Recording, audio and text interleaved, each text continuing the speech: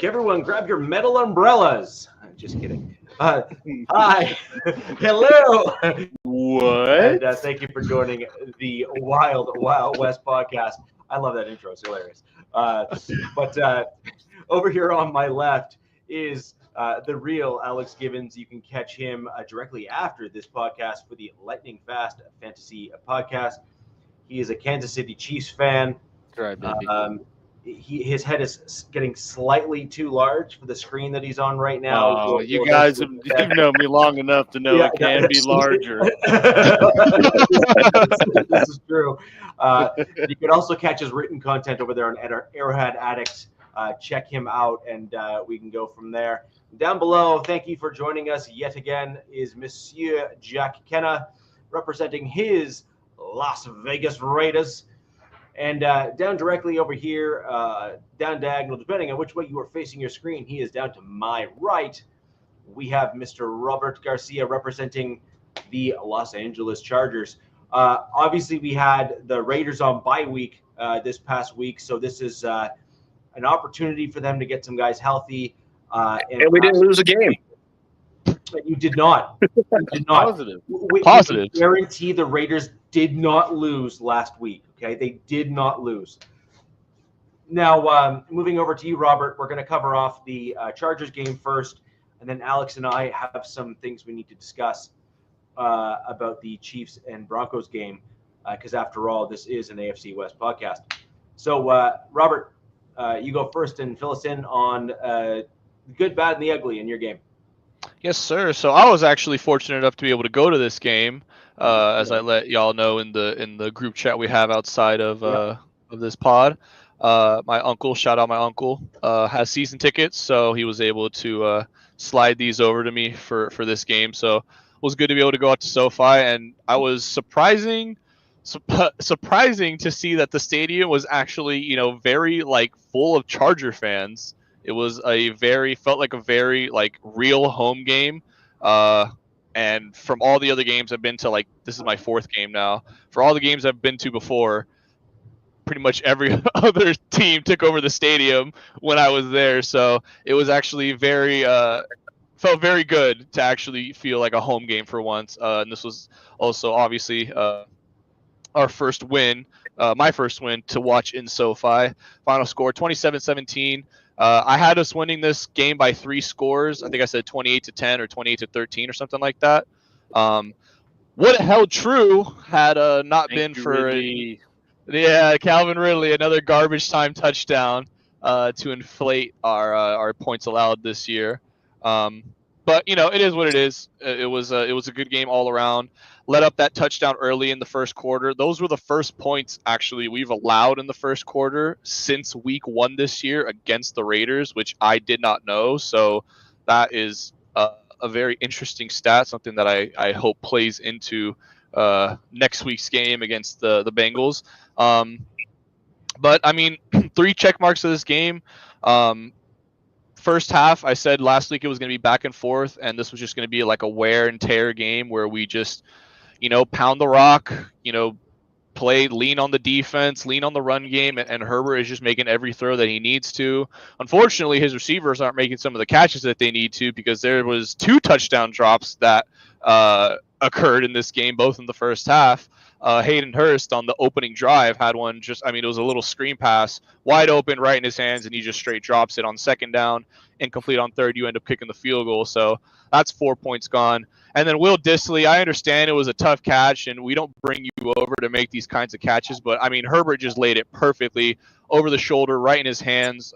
Completely over the linebacker, had no chance on it, and, Dissly just doesn't come down with it. I get it. You don't sign him with the intent of he's going to make those plays, but it just hurts when he doesn't because they're right there to be had, and you just don't come up with it. So a couple of missed out plays easily could have been a bigger blowout, but it wasn't. 7 sacks. D-line absolutely balled out this game, in a game when Khalil Mack didn't even play. He logged 4 snaps, I think. So basically non-existent this game. It was great to see the D-line come alive. 5 of those coming in the second half. So really when you need them most, that was good to see. No turnovers forced by the defense, but we didn't turn over the ball ourselves. And that's something that the Chargers back, in the Staley era or back in the Lynn era, you needed to turn the ball over to even have a chance in some of these games because A, you knew you were probably going to turn the ball over yourself, or B, your offense wasn't equipped enough to score consistently and your defense wasn't equipped enough to stop consistently. So it was just a train wreck constantly. And now seeing all those pieces come together, and we win these games now where the turnover differential is just 0 across the board, and that's did Bud Dupree forced a fumble, right? They just didn't get it. But yeah, it was recovered. I thought I saw that. Yeah, I'll get to him in a minute. I know he was known obviously for a Steeler, but he spent some time in Tennessee, and he had a little bit of a revenge game, 2 sacks, so that was good to see. Oh, he was. Yeah, 2 of the 7 sacks. Yeah, he was feasting. So yeah, I mean, Let's go. It really just feels this season like we don't have to force turnovers anymore, and anything that we do force is just extra. So I mean that's just it. It honestly, Let's go. it feels really good to be able to say that. And on the season, the Chargers defense is allowing the lowest touchdown drive percentage in the NFL, 12.1%. So that's, I mean, God, that's just I can't even believe I'm saying that. It's truly amazing. Crazy. I have some like the same defense. Yeah, Like no, the same seriously. dudes. Yeah. I mean, I have to reiterate it again, but I mean, it just shows the coaching difference, man. Well, It's just ridiculous. That's your affirmation right there. Yeah, exactly. I have some co-defensive player of the games this week. Deion Henley was my first choice right out of the gate. I mean, 13 tackles, 10 of them solo. Guy is just playing out of his mind. He was one of the guys I had preseason that I was expecting to have a big season from, and he has absolutely stepped into that role nicely, especially with Junior Colson going down. He's really stepped up his game when we needed it most. And another guy that stepped up big when we needed him most when another star player went down is the guy whose name I've fully put in my tag. I'm not going to even Go try ahead to. and give us a pronunciation. Yeah, no, that's not happening. I'll give you what we call him. Gesundheit. So who? Robert. Robert. Yeah. Yes, sir. You know what you call him? Yes, Thule. The winner. Maui. The winner of sorry, what was it? The winner of what? The winner of Scrabble. Yes, 100%. You can use any of these names. That is the touchdown. That is the touchdown in the Scrabble world, right there. That's the golden snitch. You just win the game. Yeah, you just win. I love it, like the Pacific Islanders, like. Oh, dude, so great. When like in media they go by what? Because he goes by Tui, right? Like Tui. Yeah, it's like, but then it's like his name's that. It's like Kai Forbear, dude. Have you guys seen? Have you seen that guy's actual name? It's like it's longer than this. It's like you put all the letters in like scramble it up and just kind of pick them randomly. And here I am. that's My name's just Alex, It's cool. It's like it's not Alex Obikalakalu, like alphabet soup. He just poured whatever was there. He's like, all right, this is what we got. Make something out of it. But yeah, so even the Bengals guy that's on Fox or whatever, he had that kind of the. Oh my God, the tight end. Yeah, no, he's a receiver. Hushmanzada? Hushmanzada. Yeah, Hushmanzada. I mean, TJ Hushman's mama. Yeah.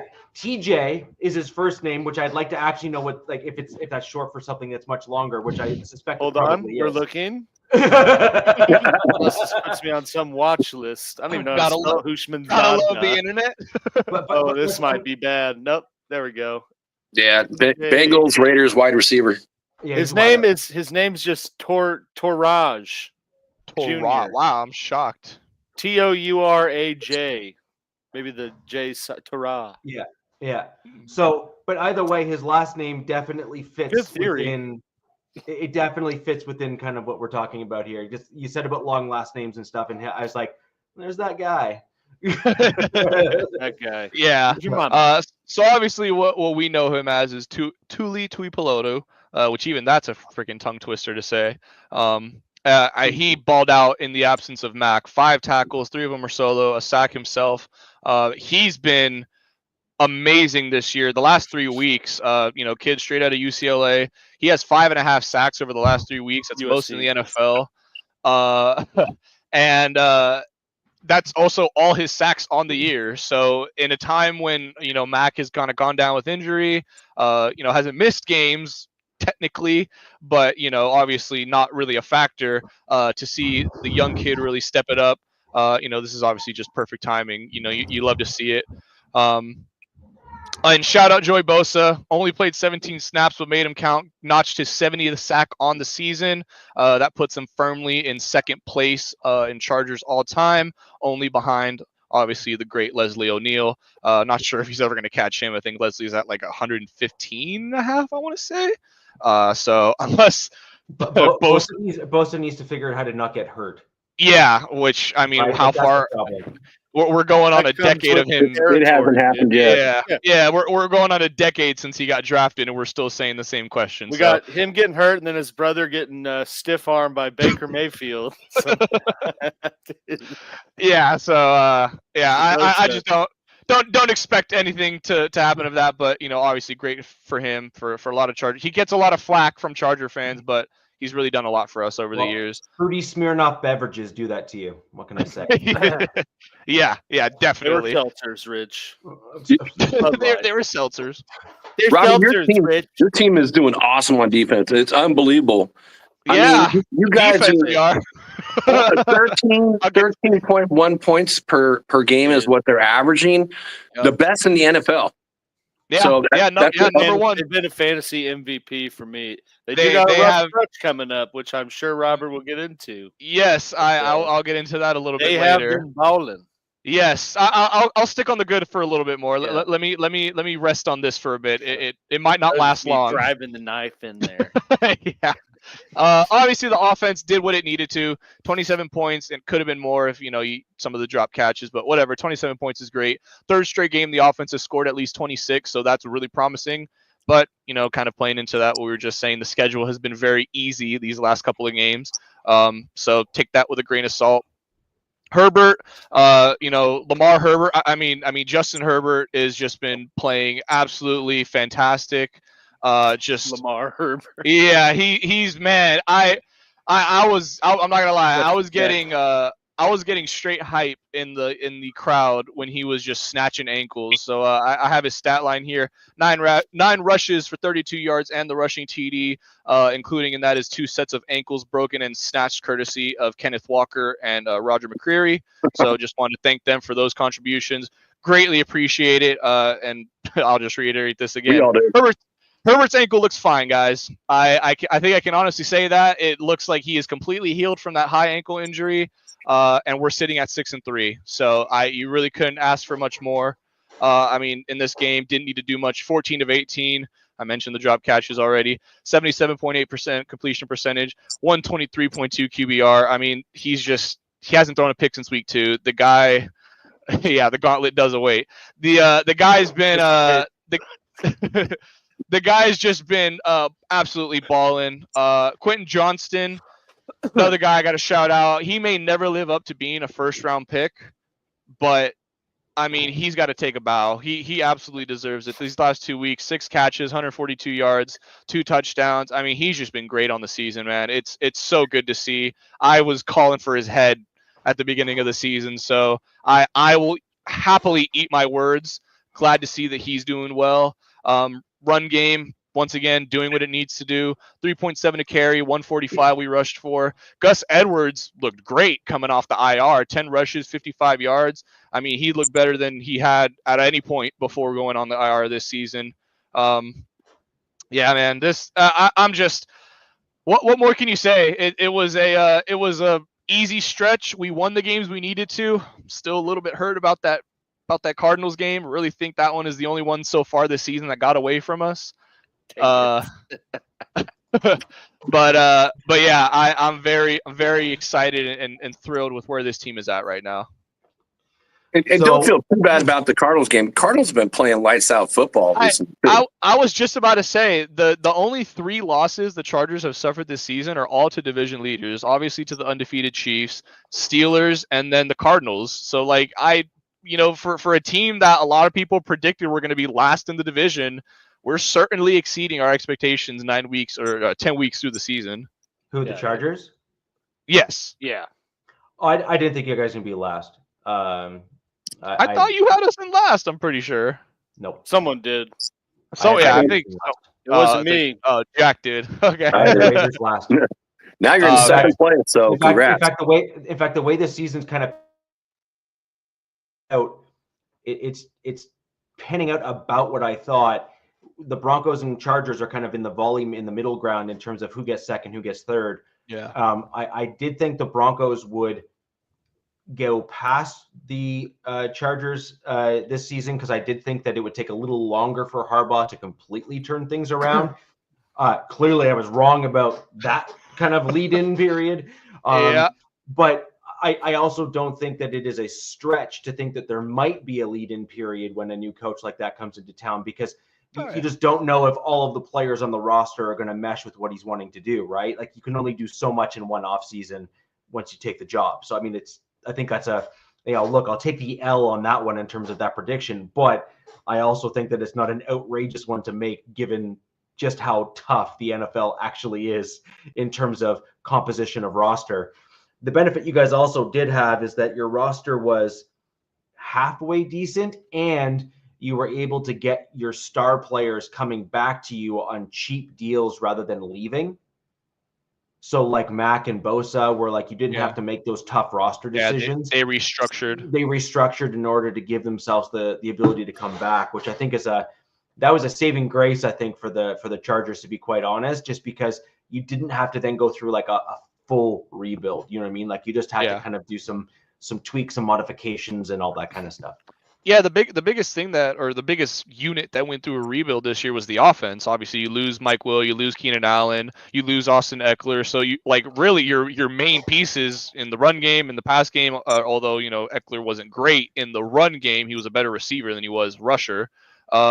You're still losing all those pieces. That's a lot of touches that are just gone now, and it's like who's getting those touches now? It's Ladd McConkey, it's Quentin Johnston, it's Will Dissly, who's freaking looking to absolutely blow his career highs in season yards and he's catches out for the season by this point. Yeah, I mean, I have the little stat here. His previous highs in previous years in a single season in catches and yards, 34 catches, 349 yards in 2022. That was in 15 games he did that. Those are his career highs. He already has 33 catches and 272 yards in 9 games this year. So like he's going to blow his career numbers for a season out of the water. Like we're just getting these contributions from guys that we never got or we never expected to get contributions from when Staley was the coach, because we already knew, well, if the starters get hurt, tough luck. Like if Mac gets hurt last season, oh my God, we're worse than we already are. And he had, 17.5 sacks last year. So like it's night and day. Like, and it's truly amazing to finally, Herbert finally has a head coach that he can win games with. He doesn't have to do every single thing and be, absolutely perfect for us to even have a chance. The defense isn't going to fold every drive. And it's really, I know it's, obviously 9 games we've played, but it's really promising and really exciting for Charger fans right now. Yeah, I can agree with that. So I think we should move on. I obviously the Chargers are going to be on a roll, but I think we should move on to the Chiefs-Broncos game, division rival. Oh, I'm going to sit back. Quickly watch recap. This quickly recap a few things. Got some popcorn.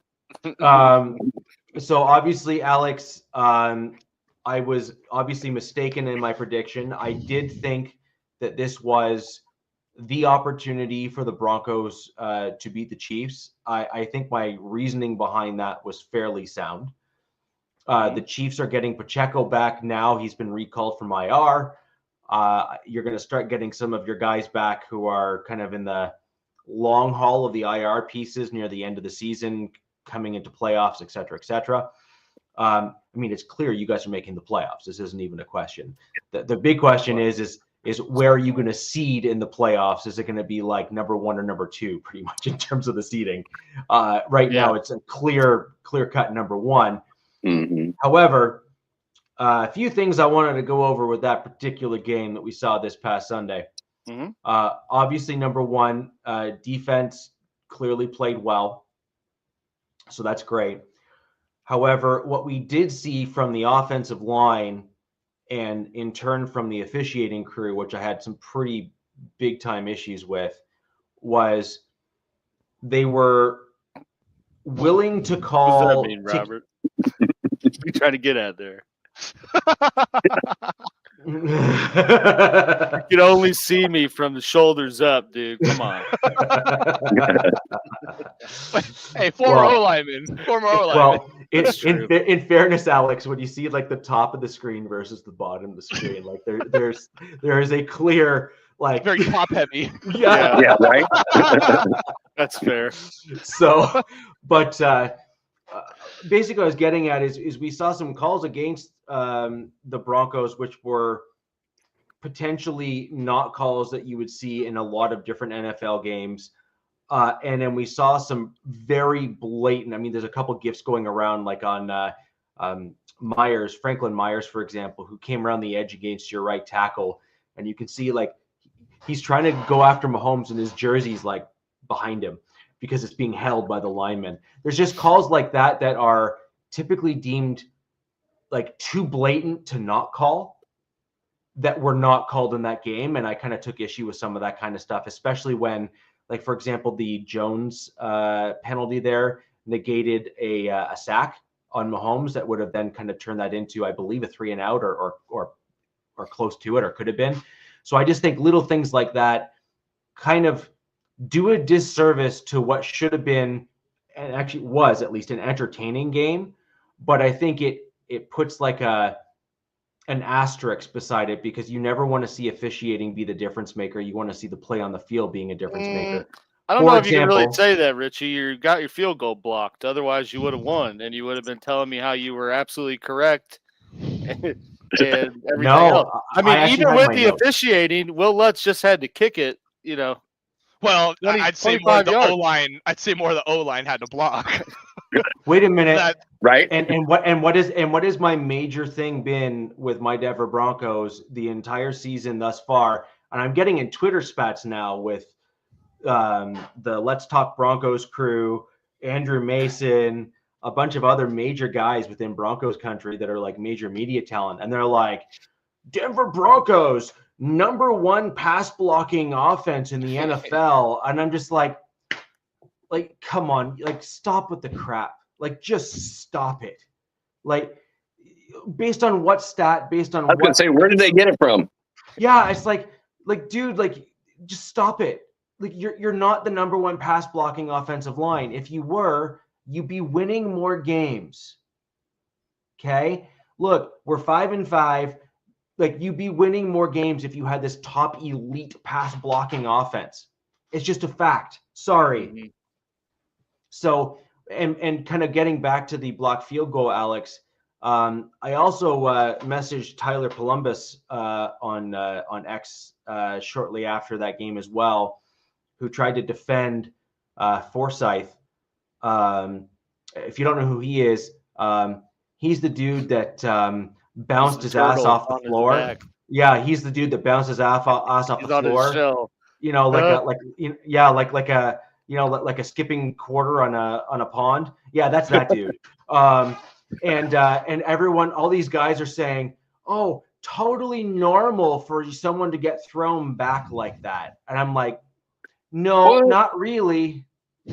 No, they strategically loaded that side up at that moment. Of course, I mean, if you saw, like, I can't remember who it was, Orlovsky, someone like ran through it where like every kick, they messed with that guy or tested the pressure, because that's been a thing all year, is that guy just gets blown back. He does, yeah. PAD. Well, yeah, I mean, that was. Now, did you actually see this? I'm curious to ask you. So I actually agree with some of the analysis in terms of the fact that you get the wing and then you get the tight. And he was in the tight position rather than the wing. So the wing you typically want as you basically want a tackle if you want to go heavy set in the tight spot where he was. And if you actually look to the other side on the other piece there on the right versus the left, I kind of pointed this out, but no one's had the balls to actually respond to my comment, which is hilarious. So number 63 is on the right-hand side. If you actually go back and look at that play, you'll notice that number 63 is in the tight spot on the right-hand side of the line, whereas Forsyth is in the tight spot on the left side of the line. For those that don't know, in the punt or field goal blocking unit, wings are the ones on the far outside, as in the ones that are on the wide side. And their job is to drive as far out and push that guy as far out as they possibly can. The wing, which is the tight spot, which is the second guy in on both sides, they're the ones that typically get two dudes that kind of rush towards them that they're trying to then lock in with the guys that are in the center. The issue that you have with the guy that's in the tight spot, which is Forsyth on the left and then number 63 on the right, is Forsyth has piss poor technique. And this doesn't even require someone who even knows football all that well to figure out. If you're virtually guaranteed or have the potential of having two almost 300-pound guys try to push you backwards, it's probably a good idea to not keep your feet planted side by side with one another, because it gives you absolutely zero anchor. And I believe Alex could say, yeah, that kind of makes sense. Whereas if you go on the right-hand side of that same play, and anyone could go back and watch this on film, so I'm happy for everyone to check this, and feel free to at me if you think I'm wrong. It'll be a great convo, which is number 63 on the right side of the line rather than the left, kicks his back foot, his right leg backwards, right at the point of the snap to anchor his block, so that when the two guys come at him, he's got one hand on one and one hand on another, but he's got his back foot to take the weight and the pressure of those guys, and they call it dying slowly. That's the football term for that block on the line. Alex Forsyth died before the play started and got turtled as a result. That's the difference between A and B, right? Like, he was like a turtle with his head sticking out of his shell and got his, sawed off, blowing his head off. And he just went, and so that's why we lost that game, was Forsyth didn't kick his back foot. And on his side, that would have been his left leg rather than his right. So he would have been blocking with one hand on one guy, another hand on another, and then he would have kicked his left leg backwards to anchor those blocks to try to keep those guys away from blocking the kick. And he doesn't need to block for very long, but he does actually need to stay on his feet, and he does need to block, and he did neither. No, he did that. Right? He did it like a traditional inside lineman does, because essentially, for the most part, outside of probably that very play, that's like you're just a warm body out there. Like, no one's really trying. Like, they gotta like absolutely blow by you right there to block it. And so he was just kind of like, I just need to nick him for a second, get it soft, and we're fine. And, like the last minute, right before the snap, they shifted to where it was essentially three guys right there. So one to blow him up and two just to shoot right through. So, I mean, two to blows. Yeah, that's just a testament to, the Chiefs, but also like the Chiefs special teams unit and their coach. Tobe, I mean, right? Tobe's, he's been he's long tenured there. He's always been a, very, I think, creative and innovative special teams coordinator in terms of, making impactful plays on that side of the ball. So, Butker's been, like great kicker too. Yeah, I mean, it's just like I'm not. I mean, I'd be lying if I said I didn't think that they lost when they got the first down. Which I will shout out, Cortland Sutton, because he absolutely was roasting McDuffie. On that drive, more common nowadays the whole too. Game. Well, I'll get to that. But that means really you're right, common. Well, for that game, sure. But I mean, they lost another corner, so it's it's getting harder and harder to mask weaknesses, kind of across both sides of the ball. But as Richie alluded to, I mean, there is light at the end of the tunnel. Gandalf the White's coming with some reinforcements for Rohan. Yeah. But I mean, obviously, like, we got that first down. I was like, unless Estime fumbles this, just being a dumb rookie, they lost this game. Because I don't know what the probability is, but I can't imagine there was a whole lot of percentage in the Chiefs' favor. It was 99.999999 to the Broncos. But that's just like I mean, that's the old adage is any given Sunday. Yeah, I mean, well, Yeah, that any given play. in championship, like good elite teams just find ways to win. Like, I mean, they obviously, this is I saw or heard a stat that they are the first team in NFL history to go 9-0 while being behind in the second half, starting every second half behind. Yeah. And so, I mean that proof's in the pudding right there. Like, I wonder if there's a stat, Richie, game-winning play. Let it be offense, defense. I mean, look how many games this year KC's won on the very last play of the game. It's unbelievable. Sarah had extra salt today, I see. Yeah. and then the other thing that on that one, which didn't make a ton of sense to me, was on what is not only are the Chiefs number one in the division, and not only are you in a position where all you need to do is basically block the guys in front of you and you've won the game. It seemed ridiculous to me that there hadn't been a deep enough assessment of Forsyth up until that point, where the special teams coordinators didn't say, probably best that we simply just get a tackle in there, or maybe change some guys around and move like maybe the wing guy into the tight, and maybe the tight into the wing. Even if you did something like that, right? Just to kind of maybe give yourself the best possible chance at defeating your division rival, knock them kind of down to their first loss of the season, because that would really have been a confidence booster for your young rookie in Bo Nix. He played pretty good, I thought. Yeah, he did. He played all right. There's a few things that I had some issues with, kind of what he didn't do versus turnover-free football. Pretty good. Sure, but there's still some things where I felt that he missed plays, didn't set up blocks, and a few other kind of ebbs and flow bits that you expect from I respect that. Good for you on that. Right, good Mike? for you. I get it. I respect it. I get it. But I think what the problem is that Bo Nix is still learning the position, and he's not adjusting in the right way to give himself the maximum opportunity to win these games. The thing is, he is a good quarterback, and he is progressing. No, I absolutely. I did not think he would look the way that he did against the Chiefs defense. No, and I mean, testament to him, and I guess what Robert's been preaching this whole time, and that's why you play him early.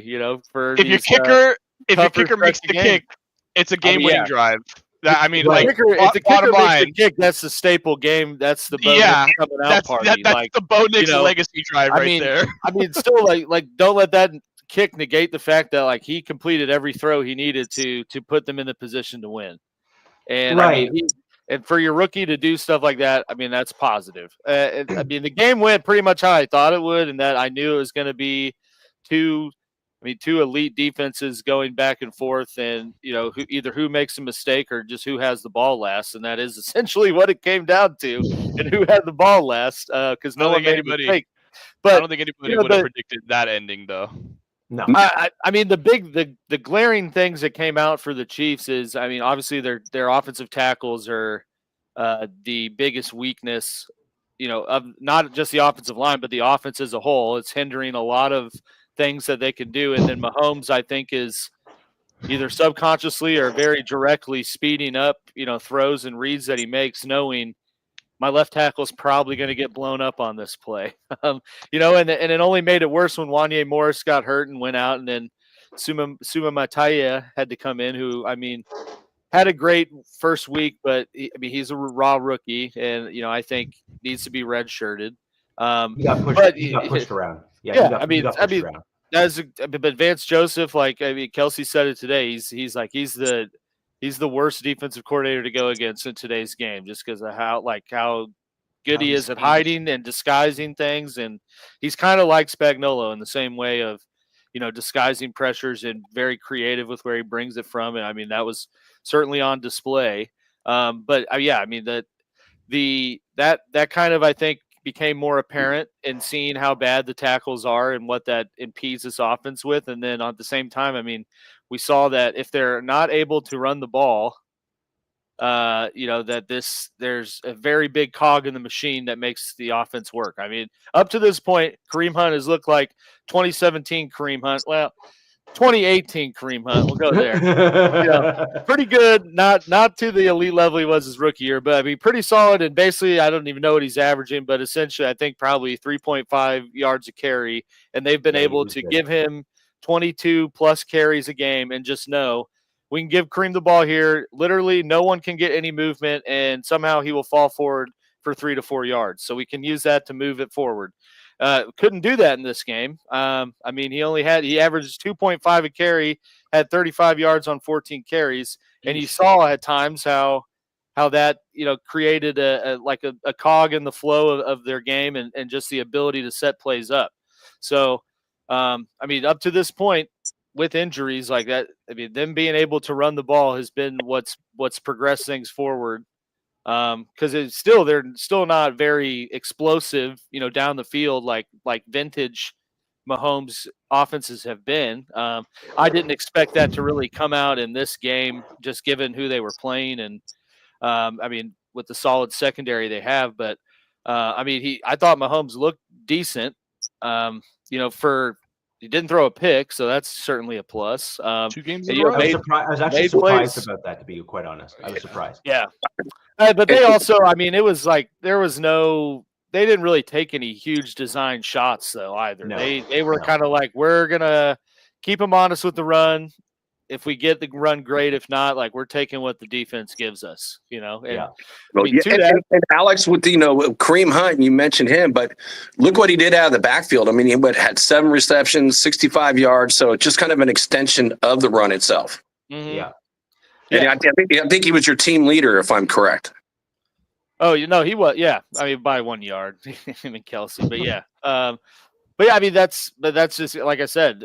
That's where you saw they were unable to run the ball, so they had to get creative in other ways. But that just, I mean, you got to points where they needed to get a first down and they weren't able to, and partially because they weren't unable to run to get them to a point where it was, 3rd and 2, 3rd and 3, rather than these 3rd and 7, third longer than that, and just not being able to have the time to get something off, or just the defense kind of having to honor the run a little bit.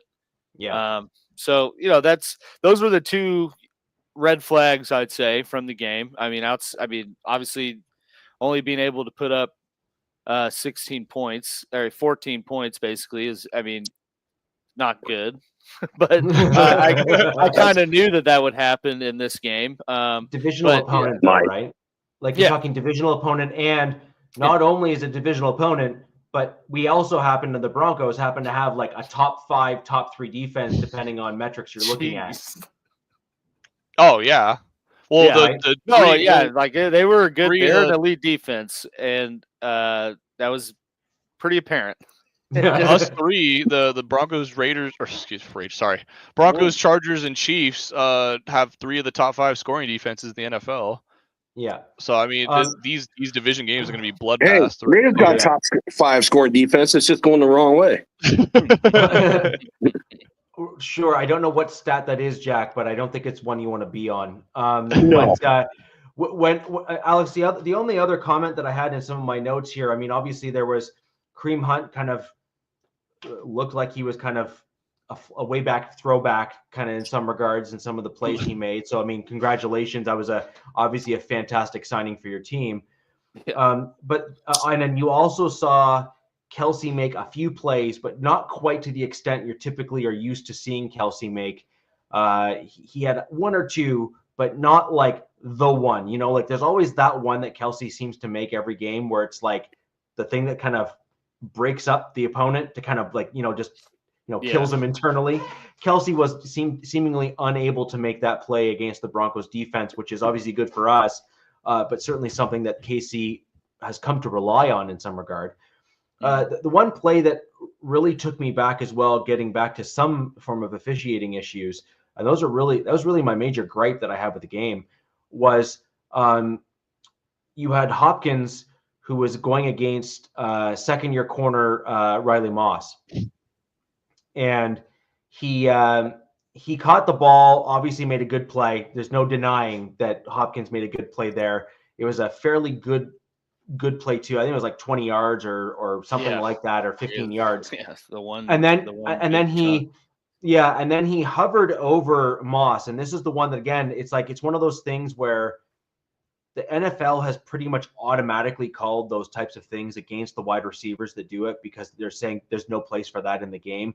They always call it as taunting. So he hovered over Moss and was like basically taunting him to say, like, I caught the ball, haha, or something like that. And I was very surprised that wasn't called. And I typically don't like bringing up officiating, but when there's a dude that's running by you, and by the way, there was a couple holding calls against a couple of the Chiefs players that I also thought should have been called. On the line, though, the stuff that got called is ticky-tack stuff against Jones, for example, on that two-person sack, I just think wasn't appropriate. But the hovering over another player and taunting them is one that the NFL has typically just called as an automatic penalty. Just don't do it. And Hopkins got away with it, like blatantly got away with it. Well, it is the Kansas City Chiefs. Yeah. Yep. So exactly. I would like to see those things just simply get called evenly. And the thing is that I don't think there's enough of those bad calls that would necessarily change everything in its entirety. But again, it changes the momentum of the game when things are called to kind of clean up the game. And I would just like to see those things called evenly across the board if they are going to be called at all. That's just kind of my general take on it. And I'm the first. I mean, I don't disagree with that. Yeah. I mean, that's just part of the game, though. I mean, it is. Unfortunately, there's just human error element to any officiating in any sport. Yeah. So it is what it is. In terms of the taunting, I don't know that they really call taunting for standing over someone like that. I mean, they do it more in, like, I guess the more egregious it is. I don't really remember him like going over the top with it. I mean, if you call it taunting for standing over someone, you could call that on every play. If you watch any offensive lineman or defensive lineman, the minute they fall on top of each other, one of them stands over the other. Like, it's more of a standing over someone, looking down at them. Okay, this is what I thought. I'm glad you said this. They called it for Zay Flowers because he spun the ball. They didn't call him for standing over him. They called it because he spun the ball and like used a prop. I figured that's where someone was going with that, in that the Chiefs got a call like that in the AFC Championship game. But it was a little bit different. That's all I'm saying. Right, but that wasn't the Chiefs. That was the Chiefs getting the call in their favor.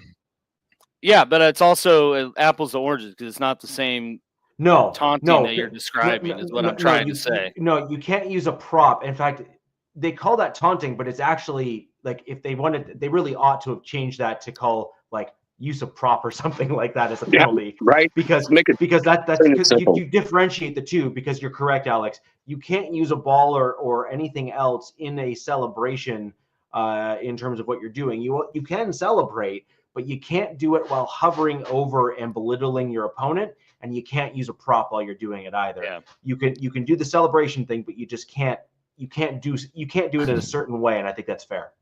They probably just say the best prop ever was T.O. when he pulled out from the goalpost, the Sharpie, and you know what? The sad thing is that he had 2 or 3 things that were like highlight reel epic that are infamy. They are infamous. They will go down forever as like the best ever. But we will sadly never see that kind of stuff again, just because Joe Horn taking the phone out. The phone. Yeah. That's what I was trying to think of who the guy was. That's right. Joe Horn. Shannon Sharp had a similar one where he went over to the sideline with the camera there, and he picked up the phone on the bench and said, "You got to call 911. We're killing them." He called the White House. Yeah. There's been some good ones, dude. Yeah. But yeah, I mean, I hear what you're saying about the officiating. but that's just I guess there the comes way to the be a cookie point. crumbles sometimes. Comes to be a point where there's really there's only so much you can talk about when a team's 9-0. To deter that. So I get Alex, let me ask you this. So when New England was winning all those games and all those calls, no, I hated them. I hated it, and so like I said, dude, you either die a hero or live long enough to see yourself become the villain. You're not the wrong. villains. The Chiefs are the villains now. I mean, it's cool being on the other side of it as a fan, because that's what I tell people all the time. Like, they're just the Patriots now. Because when the Patriots were in their Brady bag era, like, I despised them, and I don't understand why they always win. Like, something always happens to see that they're winning. And I guess shoe on the other foot now. It's like, well, maybe something always wasn't happening. They're just that good, and I think what Coach always says is that it seems that other teams like find ways to beat themselves against the Chiefs. And I think every game, especially this year, that's been more and more apparent. Just in like I said, I think I said to Robert, like during the game or right after, I thought it was a huge mistake that they even you could tell we're playing just for the field goal. And it's like, why put yourself in that mindset which I get it. Like, it's a undefeated team that you haven't won in Arrowhead in a long time, and why? But what do you have to lose to not take some shots or try to score instead of just trying to run out the clock to kick it? And it's just that's probably the worst example if you go look at all the games. But I'm just saying, it just seems that that's what there's this aura of teams once they get to a certain level where it's like, oh, we got to make sure this has to be the absolute perfect game for us, so we're not winning. And then it's like, teams overcompensate for that and make some mistake or some mental error that ends up working in the Chiefs' favor. And, or some teams undercompensate by putting Forsythe in on the tight side of a field goal. See, and a shock when he gets knocked out. The mental error, and then the mental error of, they also made it worse by Bo Nix running to the left to kneel it to center the ball, because then it had to go more over the left side. It's just, it blew up the one angle. Well, I actually have to defend that because there is. No, I get why you do it. Yeah, you do it because so for sure. And this is 100%. Will Lutz went to Sean Payton and the special teams coaches, or they consulted with him and said, where do you want the ball to be kicked from? Oh, yeah. And he said, a little bit more over that way because of da-da-da-da-da-da-da. And so they were like, call it in, right? So, it's where your kicker feels comfortable. Yeah. So in Nix's defense and all the other things, they did exactly what Will Lutz probably and almost certainly requested, but then at the same time, he definitely did request that. But then at the same time, you then put your absolute best blockers on the side that absolutely cannot be that was getting knocked down all game. Most of the PAT attempts, he was getting knocked back. Yeah, but Richie, has Forsythe been that position the whole season? And if he is he going to be that position next year? Year? They already moved it. All right. There's two questions there, Jack. One, no, he has not been there all season. They put him in there. They put him in there after the second or third game. The original guy that was there was actually a tight end in the early stage of the season. But then they wanted to try to shore up the field goal. They wanted to beef it up, and they wanted to put actual linemen in instead of a tight end. More heavies. So they put in a dude. But the dude's 315 or 320. He should not be getting knocked back. The guy is massive. He has no business getting knocked on his rear end like that. The guy should be pushing those guys straight backwards, if anything, because he's that big. And yet, or if that happened, he should have just grabbed and taken him with him. You should have just lifted him up in the air and be like, "Arr!" And anytime I got knocked back, that's what I was. I was like, "You're coming with me, buddy." Yeah, exactly. Taking this holding penalty. Exactly. Well, and actually, they're keep it close.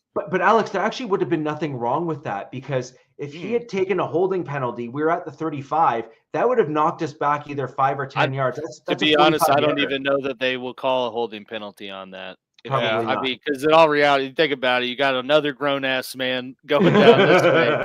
Like you're not going to see any of that. Yeah. They're just going to think, oh, this is just a collision. Right, but either way, I think you just need to mix up that line to put your max blocking on the left side, considering where the kicker's kicking to. The kicker has to kick to the left, so you need to make sure that left side does not collapse. And based on Will Lutz being a right-footed kicker, he can get the ball off if the guys on the right side get through a little bit. You can't get the ball off if the dudes on the left get through, because that's getting blocked every time. It just makes no sense. Yeah, I mean, proof is in the pudding, as they say. Prime example there. Yeah, prime example. So one last shout out. I did not get out of here, and it's only out of respect for the player, even though I'm sure all three of you hate him. But Kelsey, with his touchdown reception, tied Tony Gonzalez for the most in franchise history, which pretty cool. So I clap, but I got to hold my phone. Yeah. But I did see that, and there was some news after the game where there was some indication that they felt some pressure to try to make that happen, because Swift was there to cheer him on and the whole bit. So I'm all for it, dude. Yeah. So I mean, congratulations to him. That's a huge career milestone. He's, as they said in the game, it's basically. It's basically an unquestioned Canton player on your team, like, for sure. Absolutely. So, I mean, look, at this point here, you just own it. It's a slam dunk. Yeah, I agree, DZ. It's like, yay. But look, the thing is, our division had every opportunity to make it not happen, and we let it. So, look, call it what it is and just deal with it. Right. Hey, our division quietly, well, maybe not so quietly, but you can probably say we have like the best tight ends in NFL history. I mean, we got Winslow, Gates, Sharp, Casper, Kelsey, Gonzalez. I mean, like, dude, the list. We got some dogs in our history. Goes on and on. Yeah. And then you got the current Raiders tight end now. Yeah, Bowers is the next one up. He seems to be kind of the next. At first, I thought you were saying they have it in the league now, and I was like, no, I don't think so. There are but within the next like 2 years or so. But he's not the best he's not like top tier. Well, and tight ends, I got to say at least one positive thing for my Raiders is that right now Bowers is on pace to break the all-time receptions, which is Puka. How do you say his name? Puka from the Rams, like a couple years ago. He's got like 105 catches. Bowers right now is on pace for 108. He's going to break that. There's no way. There's no way he does it. That's what you play for this season. He's your offense. Now that Devontae's gone, he is. Yeah, he's the star. Him every time. Yeah. And so, guys, I want to just quickly close off the Broncos-Chiefs game. Obviously, before you do, I got a couple questions for you, Richie. So, the first one, I was really impressed with Estime. It looks like he's starting to turn the table, like it's starting to get ready to turn over the leash to him. 14, 53, 3.8, yards per carry against a really good defense. It seems like, it's starting to become now his team, something I've been saying the whole since you guys drafted him. So I'm proud of that kid. And so what do you think of that? And then the other thing I got to say is I think Bo Nix actually outplayed Mahomes in this game. Looking at his numbers, 22 of 30, 215 yards, 2 TDs versus Mahomes, 28 of 42, 266, 1 TD.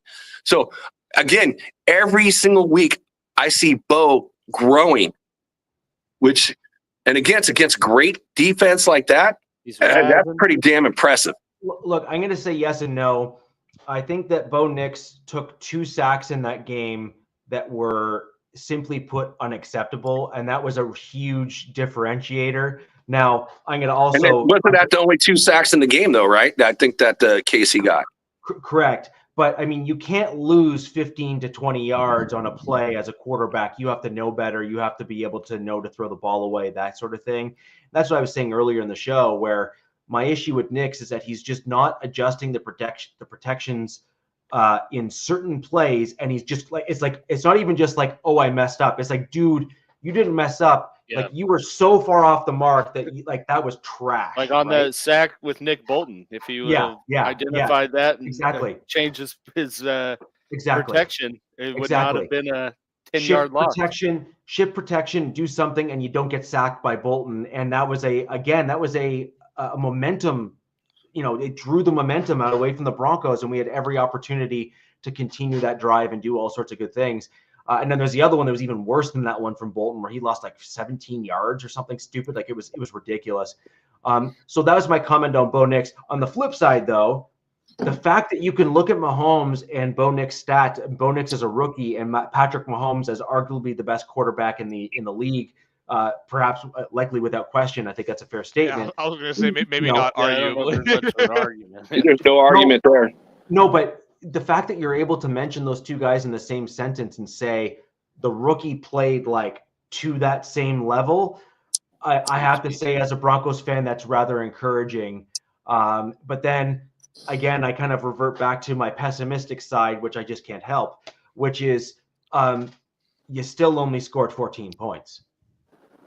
And so at some point, the issue is either how you're executing the offense or how you're drawing up the attack against the defense that you're playing.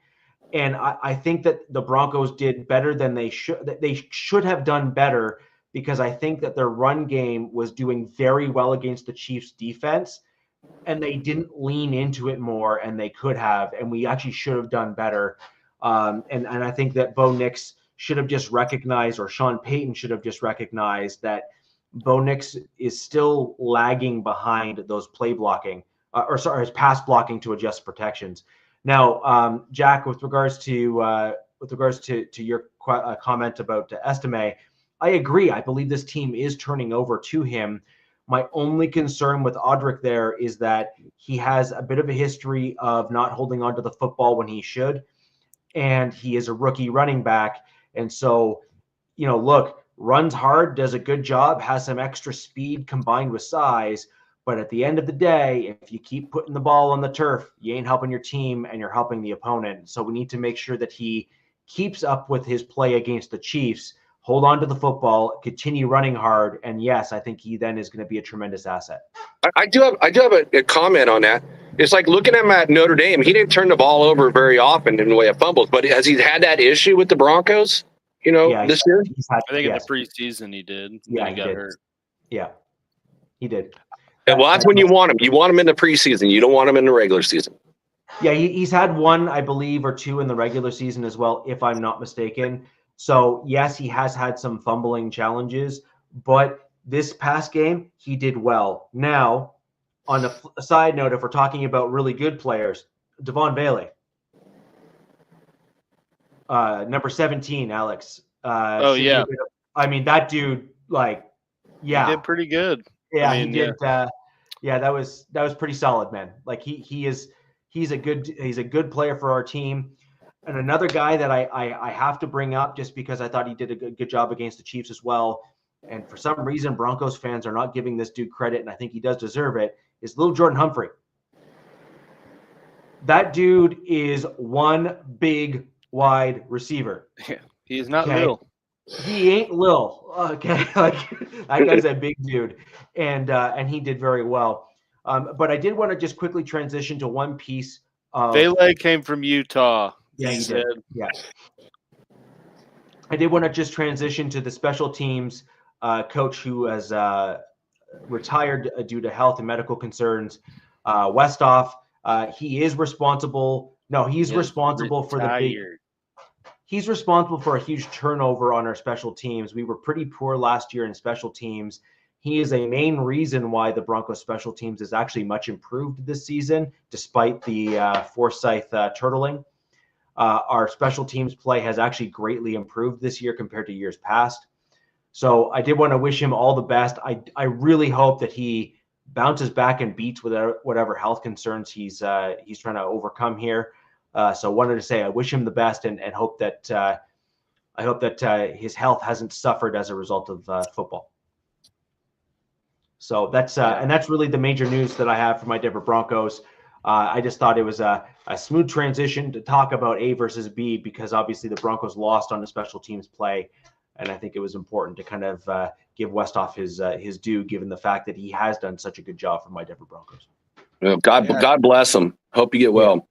Yeah. I think people often forget that special teams, there's three phases of football: offense, defense, and the often forgotten special teams. And it can make or break teams, and teams seem to forget that. I hate remembering this, but I think it was the 2009 Chargers, I want to say, or it was the 2013, one of the two.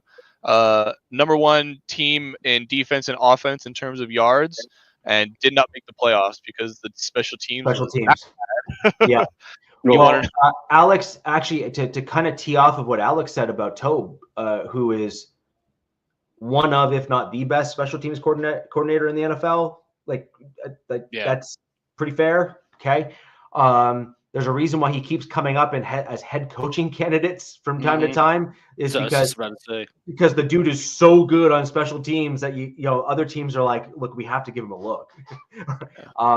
You look at the Chiefs and the Patriots, Alex, that you kept on bringing up earlier in the show.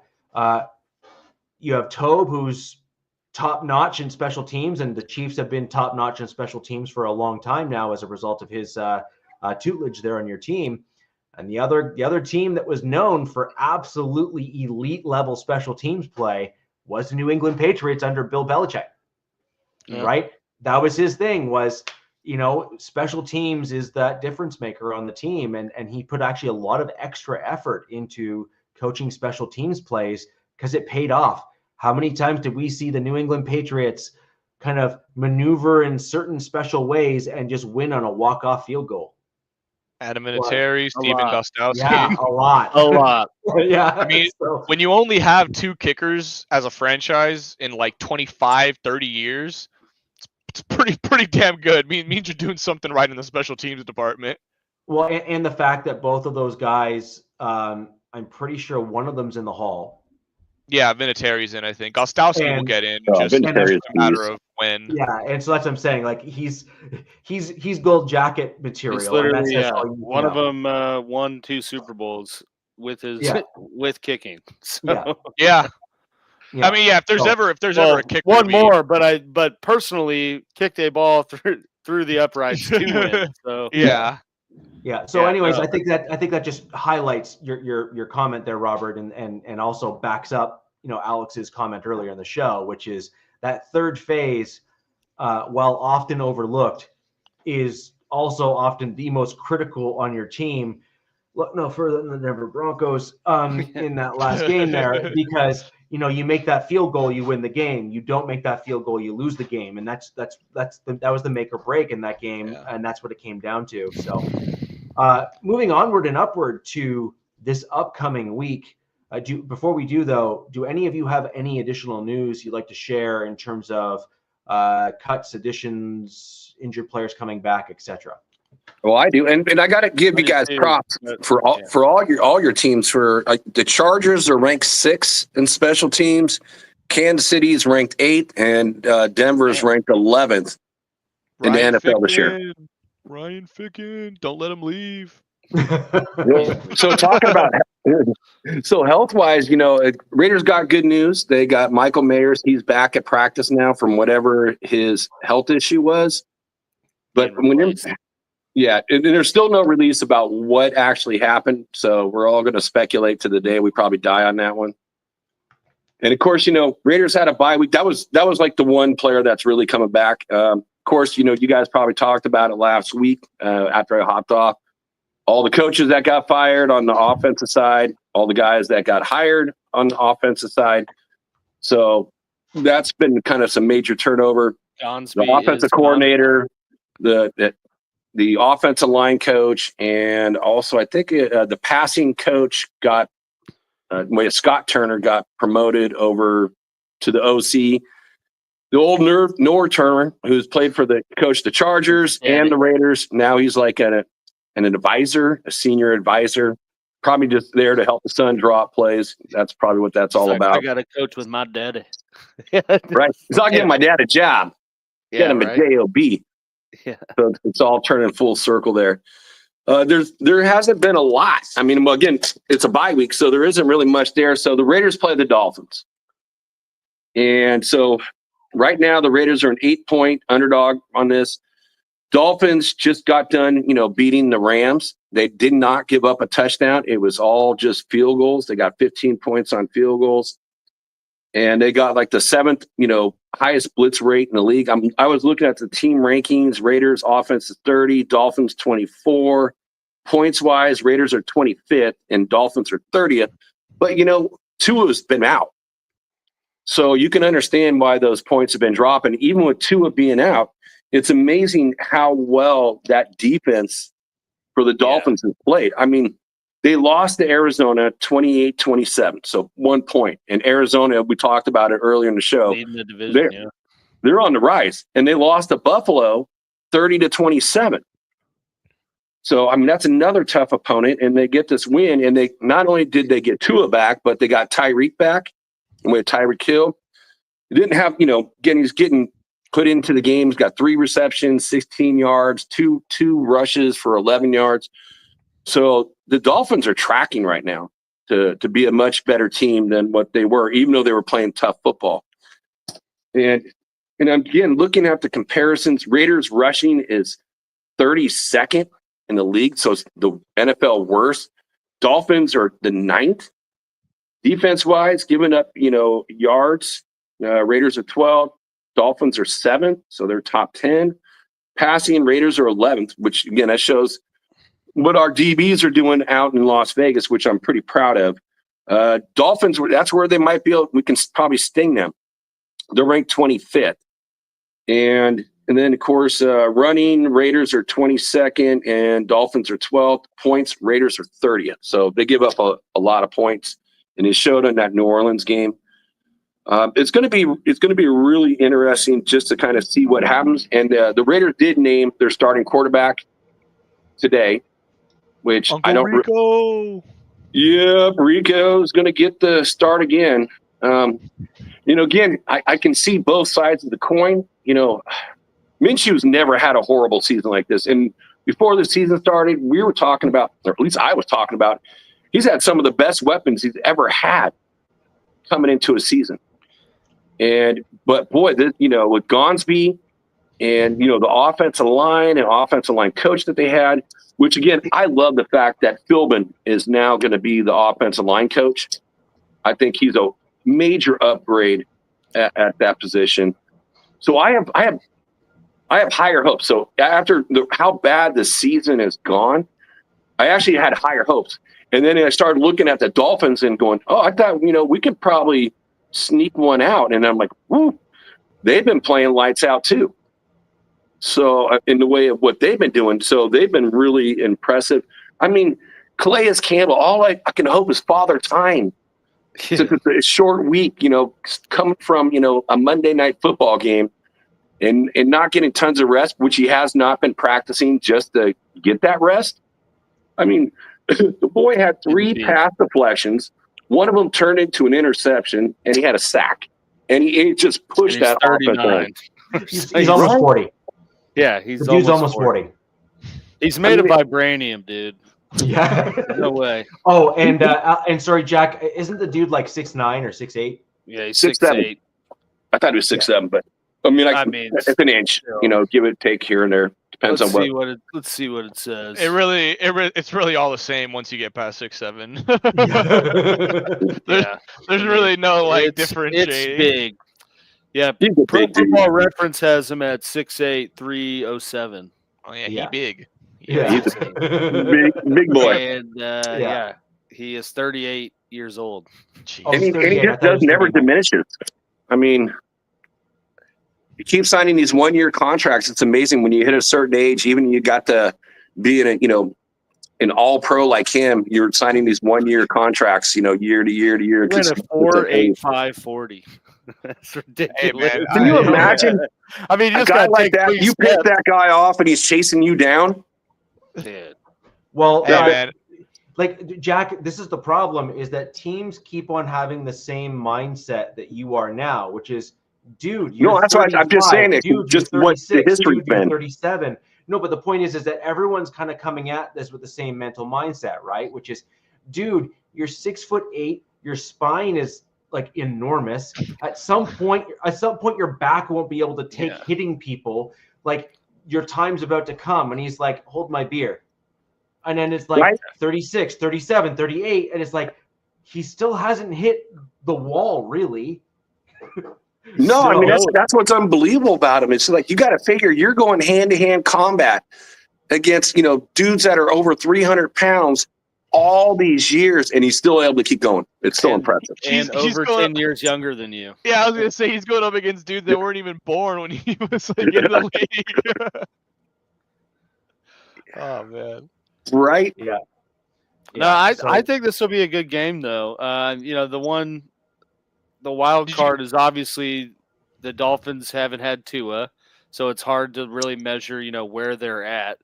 But I think the saving grace is the Raiders' defense, because I think teams have shown that if you can put pressure on Tua and mess with the timing of how they do their pass game, you can be pretty successful against them. Yeah, he makes mistakes. Yeah. And what's going to be interesting too is now with this change, I think this next game is going to set kind of the mindsets, probably, with the coaching staff.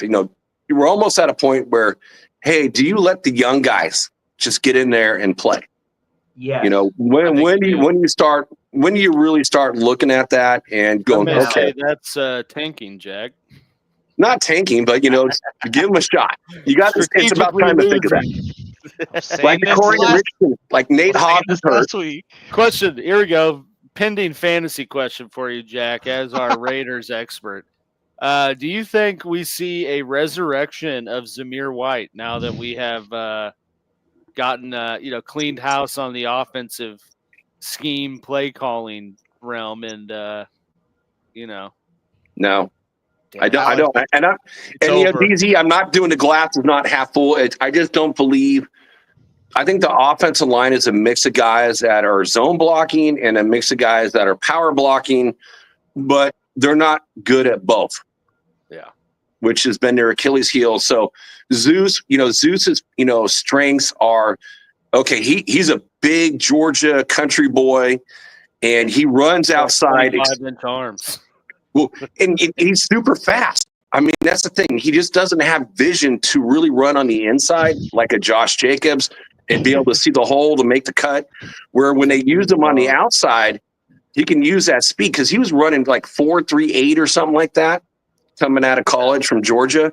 So he's more effective as an outside runner than an inside runner, because he just doesn't have the vision in order to do that.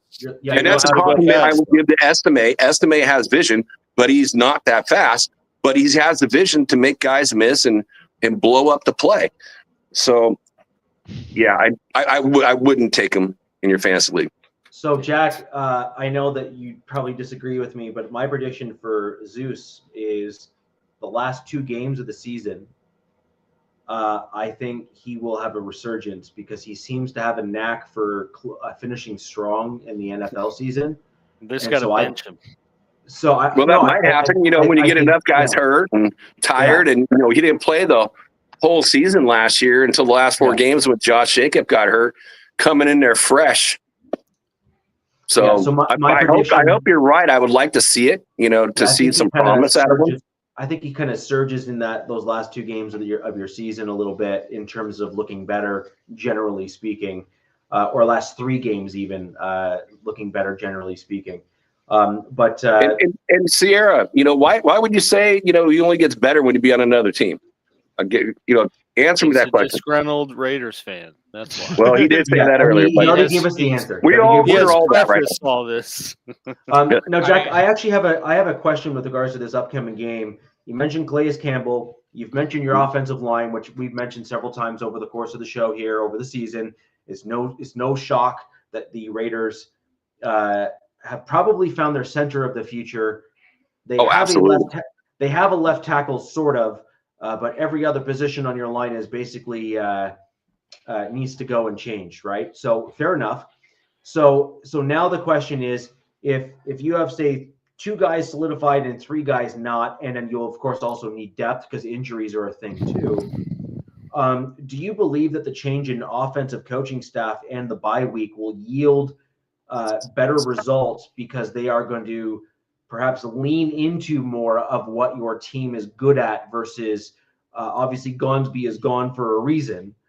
So do you think you're going to just see better results with better coaches, or at least coaches that have had some time now to perhaps install some things in the bye week? Because I think that's a completely no, that's a legit question. Yeah. Like I mentioned when you were off, it's like, Philbin is now the offensive line coach, which I think that's a definite upgrade versus Greg. And it was interesting, in my notes that I had, and I apologize here when I wasn't feeling good last week, so I didn't come on. But from what I had for my notes is, from PFF is, JPJ, had a 90.6, rating.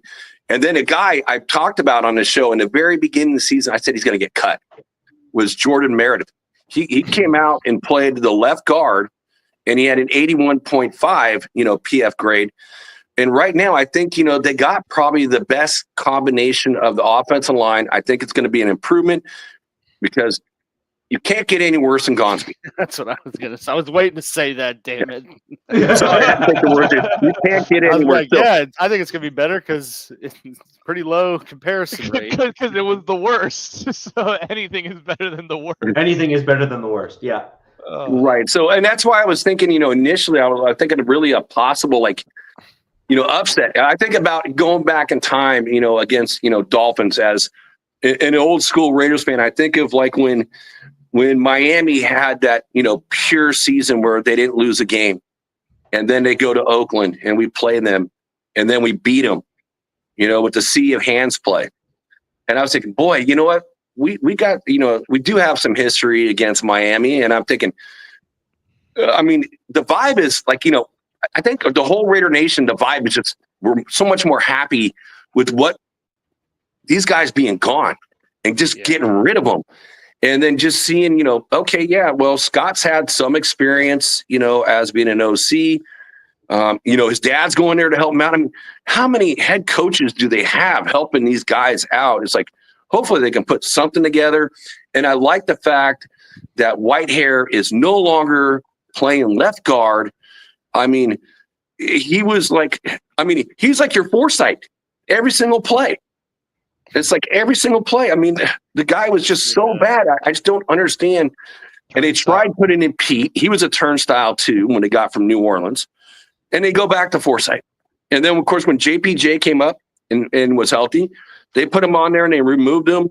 And then, thank God, James hasn't done anything after signing a 3-year, $24 million contract. And he's been getting pushed back.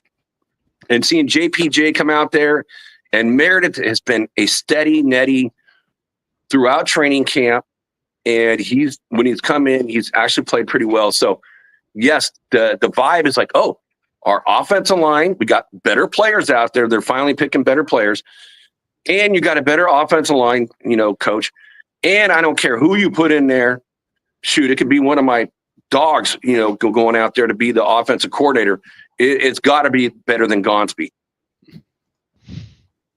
Yeah, you sound like I was last year, Jack, with just wanting everybody gone and just wanting to hit the reset button. So I know where you're coming from in terms as a fan. Although I did try to tell you last week, this might be a real thing the Raiders got to look at in terms of I'm saying this like I'm a Raider fan. Like, realistically, your best course of action would be to lose as many games as possible the rest of the season. The draft watch right now, the Raiders are at number 5. So I'm rooting for all those 2-7 teams right now.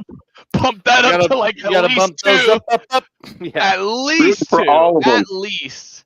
You want a crack at Shador or Cam? Honestly, Cam Ward. I want Cam Ward, to be honest with you. It's Cam Ward for me. So here's something interesting today from an interview that I read. I wasn't able to watch it since I was working.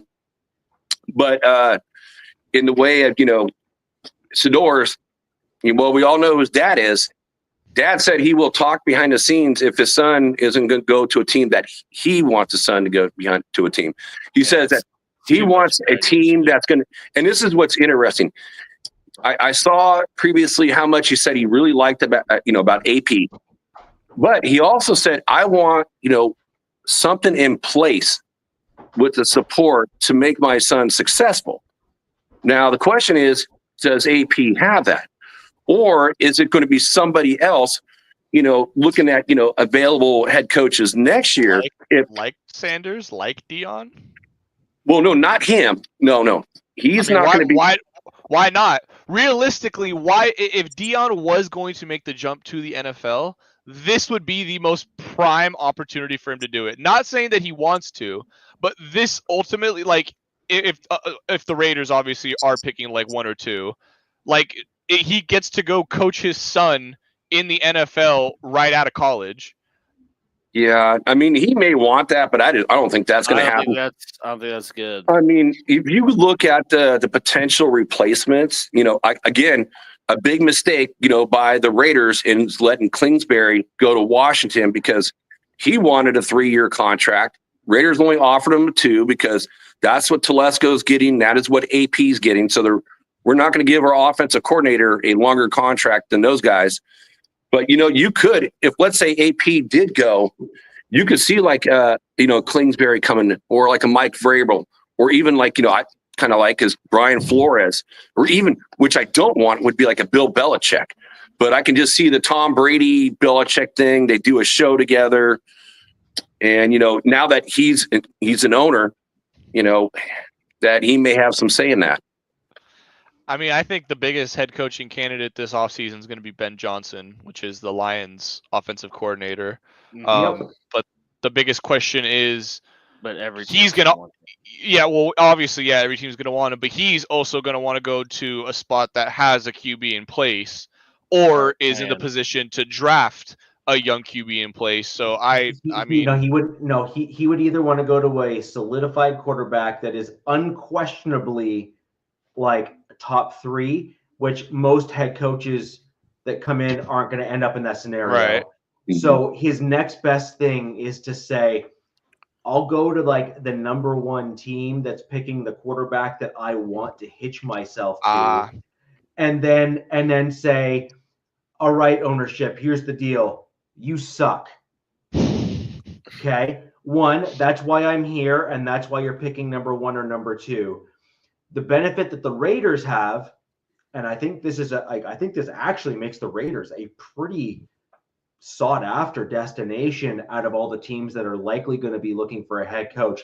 I am sorry, Jack. I think AP is gone at the end of this year. I think so too. Which is you have a relatively decent and some really talented guys on your defense that are under contract and locked in. There's a lot of free agents on our defense. So, but the thing is, we got $108 million to spend next year. You got cap space, but you got like some of the core guys that are coming back. You got some core defensive linemen that are there that are difference makers. And frankly, Max Crosby is number 1 or number 2 at his position in the league. So like you're nailed and locked in there. And so really the biggest thing is who on your offensive side of the ball needs to go and needs to stay. And then the other thing is you guys got other guys locked in on your offense that actually have some speed, which is one of the things that a lot of people are seeking after in the offensive side of the ball. So now the question is, do you have the linemen in order to do the thing? No. But guess what? The draft is coming up. You certainly have enough cap space to go out and target guys. So that's going to be helpful. And you got some good draft capital. Now you're going to have to go QB in the first round so long as you're within the top 2 or 3. You might even need to trade back into the top 1 or 2 if you absolutely know that that's your guy that's there. And then a guy like Johnson would be like, well, if I'm willing to hitch myself to Sanders or pick one like 1, 2, or 3 kind of in the top 3, then why wouldn't you want to go to the Raiders? Because you have a lot of other pieces already in place, whereas a lot of other teams that are picking that high won't. Like the reason why you're at where you're at is very similar to why the Chargers were at where they were at the year before. It is the coaching staff. Poor coaching. Poor coaching. No run game. Offensive line plays bad. No, but it's poor coaching. and a poor assessment of talent where you're doing what the Broncos have been doing for years, which was, hey, that guy's got a name, maybe I'll grab him, but the dude doesn't fit your scheme. So why did you bring him in? Because he's not gonna do well. Or maybe the guy was like the best lineman on the board and you said you needed a guard, but it's irrelevant if the dude's a power blocker and you're trying to run outside zone. Stop it. I wanted to address what Luda just said right now about AP's coaching for his job and if he's gone if he doesn't. Yeah, he's gone if he doesn't look. At the end of last year, he showed us up by going with 15. I mean, this like. Realistically, as Raider fans, y'all got to have like an honest discussion with yourselves. Like, what does keeping AP do for you in the long run? Like, what good does it do you in the long run? We all knew when he got hired that it was a stopgap. You didn't have a QB set in place. You really didn't have an offense set in place. Everything was completely new. I mean, Zamir White was set to be the bell cow back. Yeah, absolutely. Yeah. I mean, Zamir was set to be the bell cow back. I mean, he was new. Like he gone. Yeah, and I completely agree. Like there's just I honestly am shocked they gave him a 2-year deal, and I'm shocked they gave Telesco a 2-year deal because I have a feeling they're both going to be gone at the end of this season. If the Raiders are trending in the direction that I feel like they're trending in, and it really doesn't matter who you start at QB, you really will be in like top 3 contention for a pick. And if you're top 3 in contention for a pick, you're cleaning house. The coach is gone. The front office is gone. Yeah, you're hitting the hard. Look at the Bears. The Bears. Robert, I don't think Tom's going to be gone because I think he actually this draft he actually hit it pretty well. I mean, your first 3 rounds are starters. You right now, like I brought up earlier, Hobbs is hurt, or I don't know if he's going to play or not play. He did not practice today. So DeCorian Richardson, super talented kid, like 6'2", for like 200 something pounds, and he's super fast. Now, and he's going to end up, if Hobbs does not play, going to the slot. So again, are they going to have more young guys play? I like what he did in draft. I can't argue with what he did in this draft. But what I do see with AP is like they let the players have the week off. And then they had a player for the second time this year with the coaching staff, with the players. So like, hey, let's have an open forum. And the players, what I've kind of got from reading, because they don't really say a lot, it's like a lot of not discipline, waste of time at practice. So they need to get their shit straight and clean that stuff up, or AP will be gone.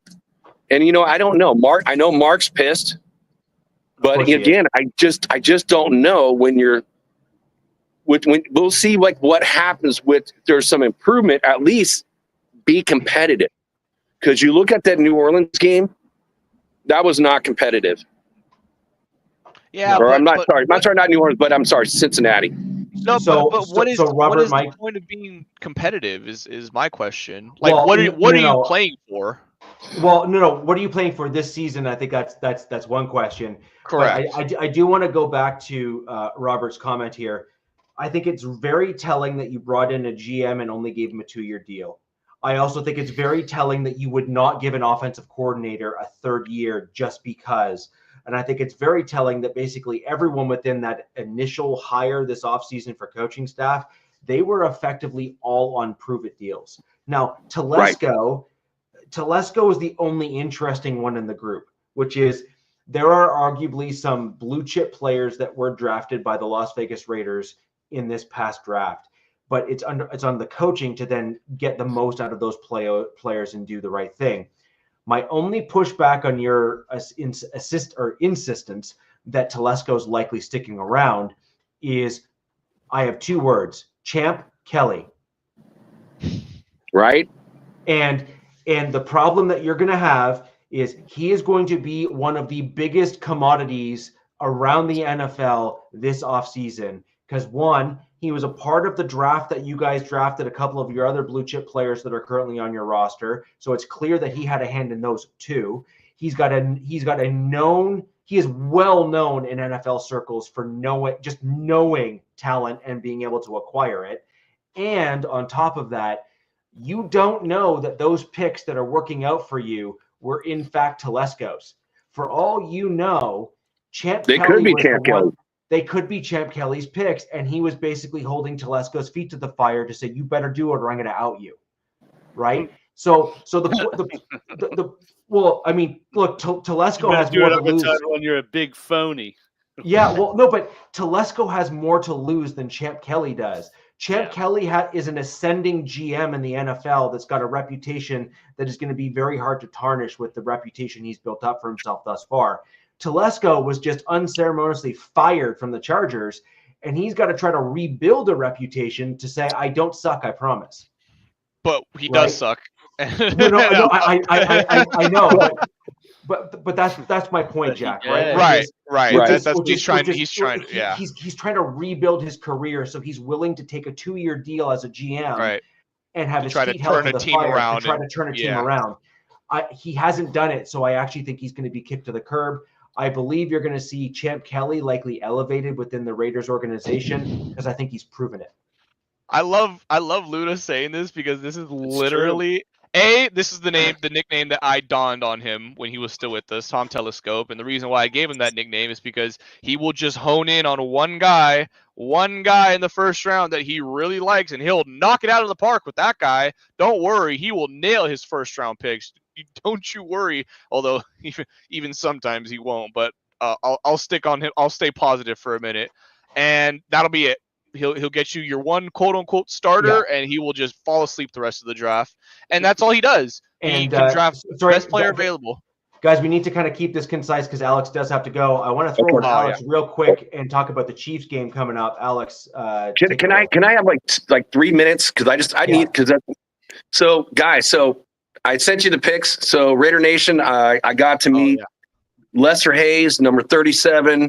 Potentially up for the Hall of Fame this last week. I don't know if you can see it, but there it is. I got the signed hat from him. And, it's Lester the Molester, the judge, drafted, out of Texas A&M. He went in a 1977 draft, 5th round, 126 pick. Played for the Raiders. That nickname's aged too well. The judge. Yeah, nowadays it's probably not so cool. The Molester. The Molester. You got some candy in the van. Come look. Yeah, come over here, little girl. Oh, and then he played from 77 to 86, so he had 8 years with the Raiders, 2 Super Bowls, 1980, 1983, NFL Defensive Player of the Year in 1980, 5-time Pro Bowler. He led the league in sacks for 13. Flag on the play. Well, with that nickname, you do wonder what kind of laundry is being thrown on the field. A lot of sticky laundry. Was that like a meet and greet thing, Jack? Well, one of my friends who's a 49er fan, I sent you that picture of Howie Long socking Joe Montana. Says real men drink beer, and then Howie had a beer in his hand punching Joe, and Joe was like in thigh highs and drinking wine. But I got it was signed by both Joe Montana and Howie Long, so that was pretty cool. That's awesome. But yeah, my friend ran into him, in his neck of the woods. He's all, dude, he's out here, and he sent me the information. So I went out there. I met him. I tried to get him actually to come on the show, and also on Captain's. He actually knows Captain. So I thought that was pretty cool. He knows who he is, but he's like, I don't do YouTube. And I asked him a ton of questions, and every question I asked him, he just stuck out his 2 hands and showed the, Super Bowl rings on each hand. He would not answer any questions. I'm like, who's the toughest quarterback that you ever played with? Who's the toughest team you played, against? What was your favorite game that you played, in? And he would not answer questions. He would just show the ring. So that's kind of the off week, for me, was being able to meet, a potential Hall of Famer this year. So he's up for I don't even know what you call it, the elderly class for us old people. But he's up this year. So he's got a chance and a shot to get in the Hall of Fame. That's awesome. Did you call him Lester the Molester? No. Like, Mr. Molester. Nice to meet you. No. How'd you I didn't bring any of the nicknames up. Yeah. I just called him Mr. Hayes. Nice. And he would just do fist pumps and say, brother. So Raider Nation, it's all about the brotherhood. So I just wanted to, put that in there, So right now it's like Hall of Fame finalists 4 times, 2001 to 2004, semifinalists 6 times, to 2005 to 2010. It's senior Hall of Fame candidate with Jim Plunkett this year. Yes, you're basically calling them the Golden Girls of the NFL, right? Right. For being a friend. Hey, you know what? I'm just glad because you know what? There are too many Raiders. Like on my other hat, which I did have Lester sign that one with my autograph, Cliff Branch, where Cliff is one of the trendsetters. I mean, if I look at a guy in comparison is Tyreek Hill today to Cliff Branch then, but he was generations before his time. He passed away before he got in the Hall of Fame. The Snake passed away before he got in the Hall of Fame. So I just want to see some of these Hall of Fame, Raider legends get in there while they're still alive so they can enjoy it. And I can see that Hall of Fame speech. Fair enough. So we covered off Jack's week upcoming and his off week where he got to meet a Raider legend, potentially a Hall of Famer and a Raider legend. And Alex, over to you in your upcoming game this week. Yeah, man. So I'm sure, as everyone's aware, Chiefs are playing the Bills in Buffalo. I probably think this probably will be the toughest game. Maybe not the toughest game, but it's going to be a huge test for the Chiefs, honestly. Buffalo has had their number the past 2-3 years in the regular season. That being said, every game has been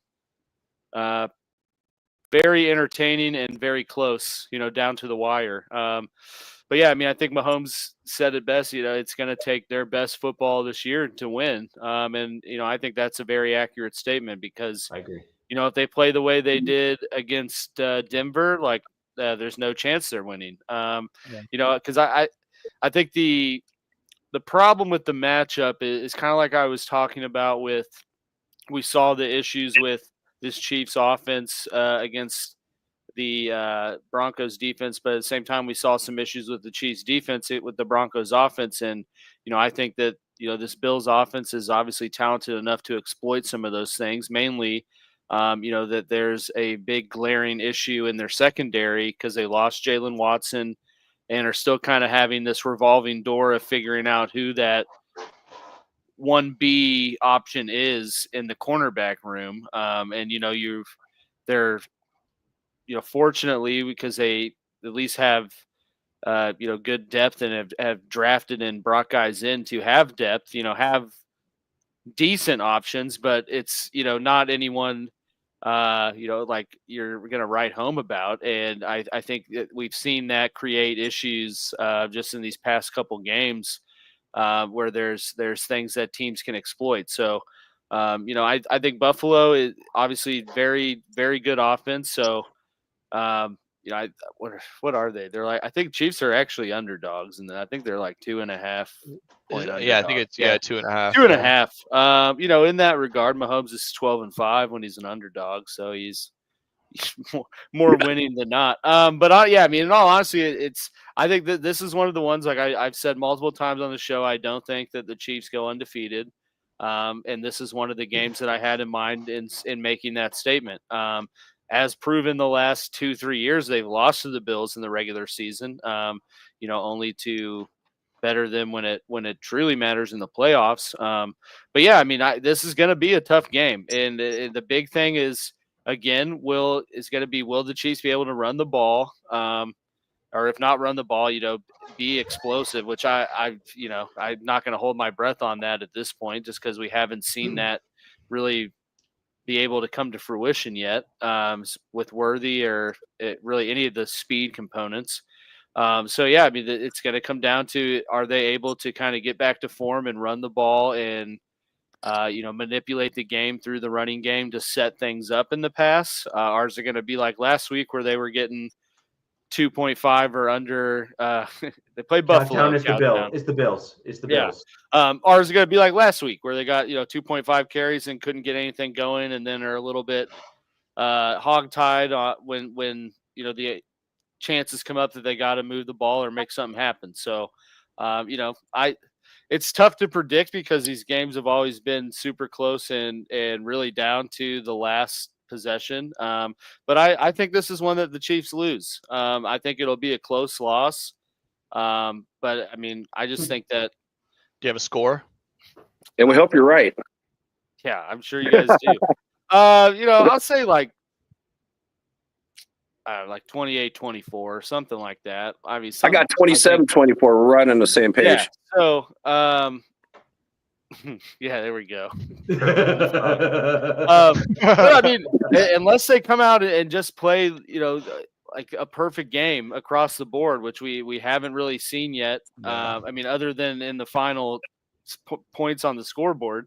But I mean, every game I've come away with more red flags than not on, issues with the team. So I see them losing this unless they drastically change some of that. And maybe they do. But if not, it's I think something that inevitably needed to happen because, you don't want to be like what was that Patriots that lost to the Giants? 07? Whatever. You don't want to be like that. 09. Where it just everyone's just waiting for that loss to happen. Go ahead, get it out of the way, get back to the drawing board. You're getting some people back, as Richie mentioned. And that's part of the announcement for the preview. Is both Pacheco and Charles Omenihu returned to practice today. Limited participants, and I don't think that they're planning to play Pacheco this week. But at the same time, if, like I said, you lose your number one running back, both your number one, number two wide receivers, your second complementary edge rusher, and your second corner, and to be 9-0, potentially 10-0, potentially 9-1, going into the final stretch, pretty good position to be in. So, there's better things to come of signs of improvement for the offense.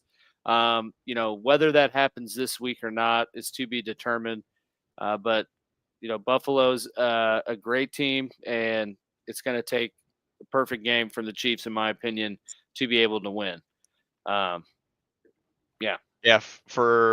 I'm absolutely hoping you lose this game. If there's any chance at all that the Chargers can somehow steal this division, it starts with a loss here, because we need you to lose at least 2 by the time we face you. I think it's week 16. I want to say 15 or 16, one of those two. Yeah. But yeah, if again, and that's assuming we play perfect, which I fully don't expect us to. But we're currently in a situation where it's quote unquote possible. I'll go Dumb and Dumber here. So you're telling me there's a chance?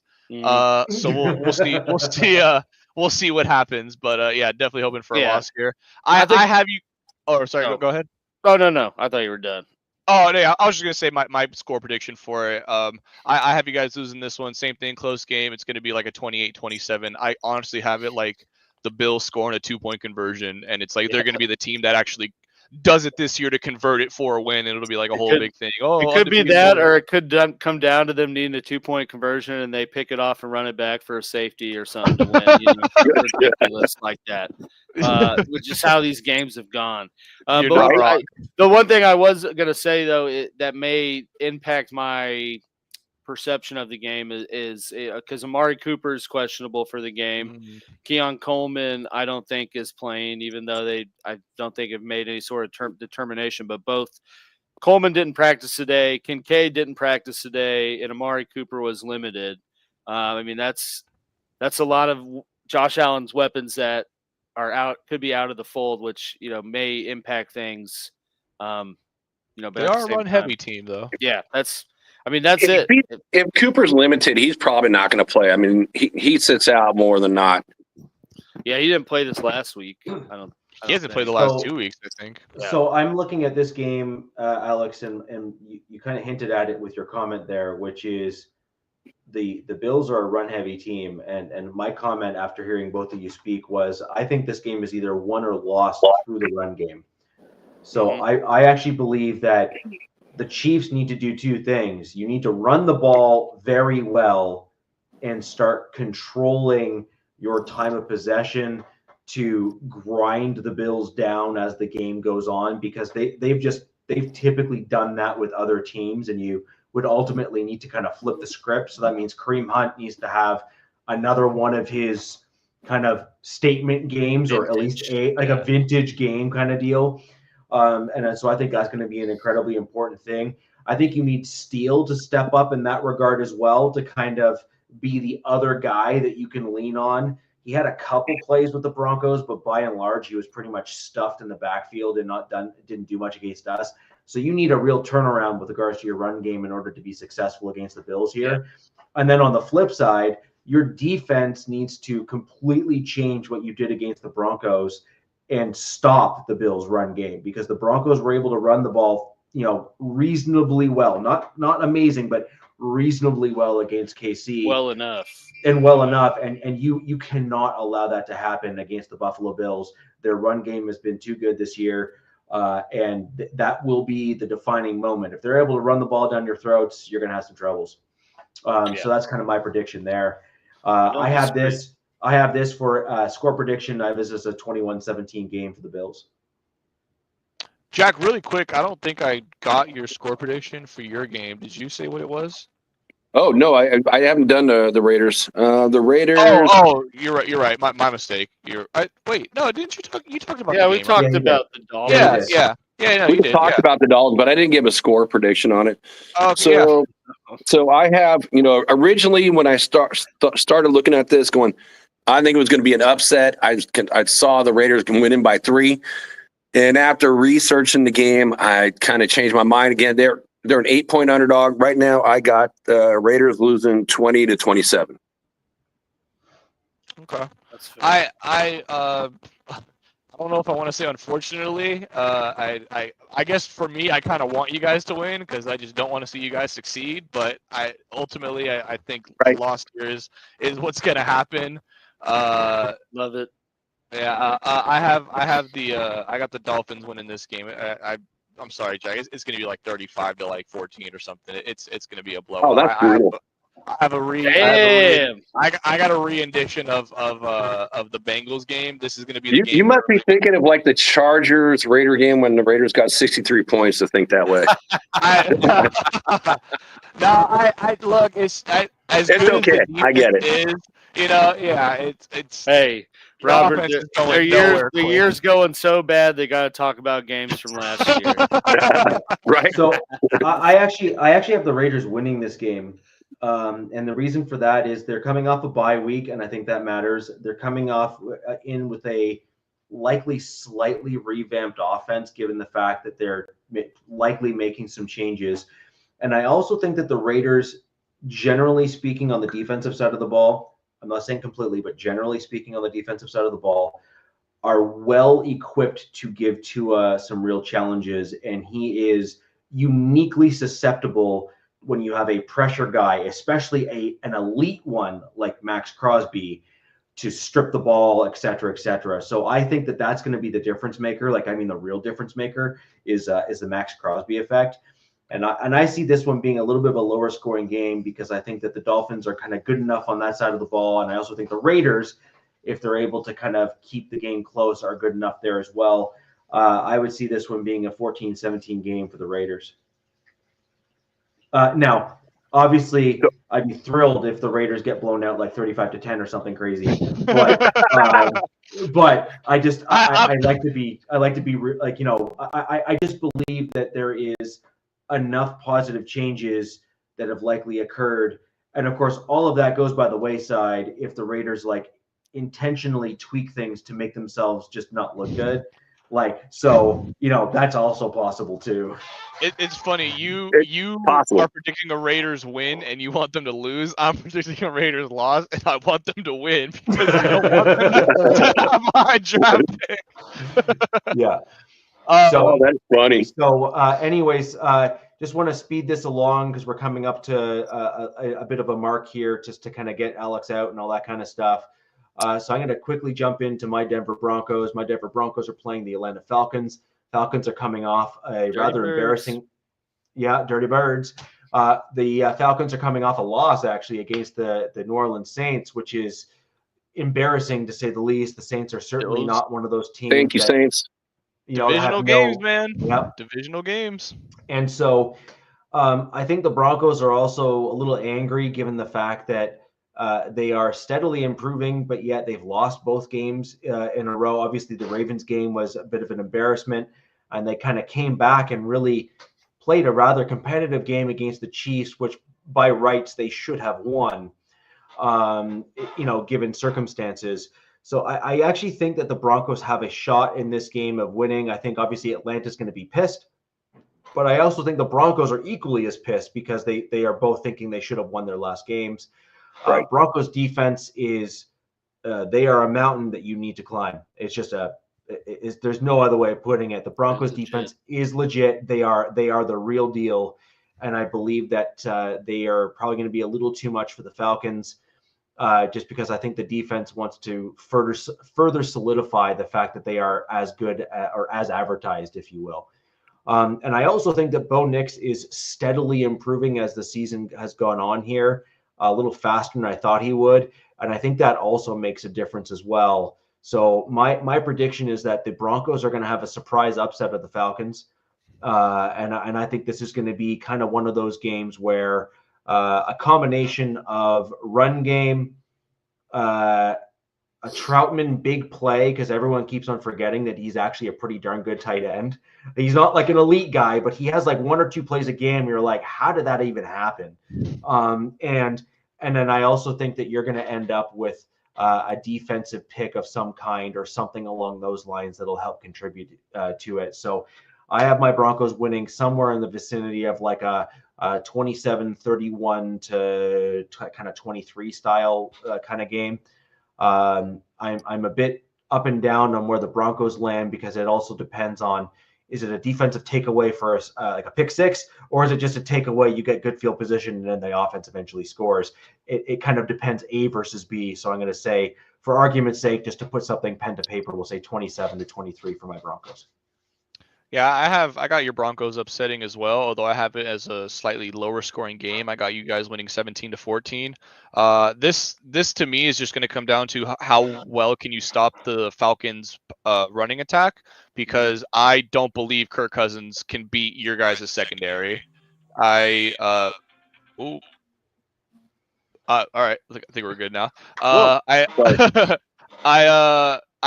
think he's just not built for it. I've never believed in Kirk Cousins. He can be good at times, and sometimes he'll make me swallow my words when he throws for 500 yards and wins a game. But I think ultimately he's just an average quarterback, and I think you have an elite secondary that will pick him to pieces if your defense can stop the run. So barring them just absolutely running it down your throats, I got you guys winning 17-14. Yeah, and just on the run bit there, I do think that's a valid statement and comment. We saw the Broncos pass rush negate the Chiefs run game or run attack in this past game, which Alex has already spoken to, that's just a fact. Like the Chiefs run game was like nullified effectively. And so I see a similar outcome there. That's what a good pass rush will do for you if you're able to get that interior and outside edge pressure.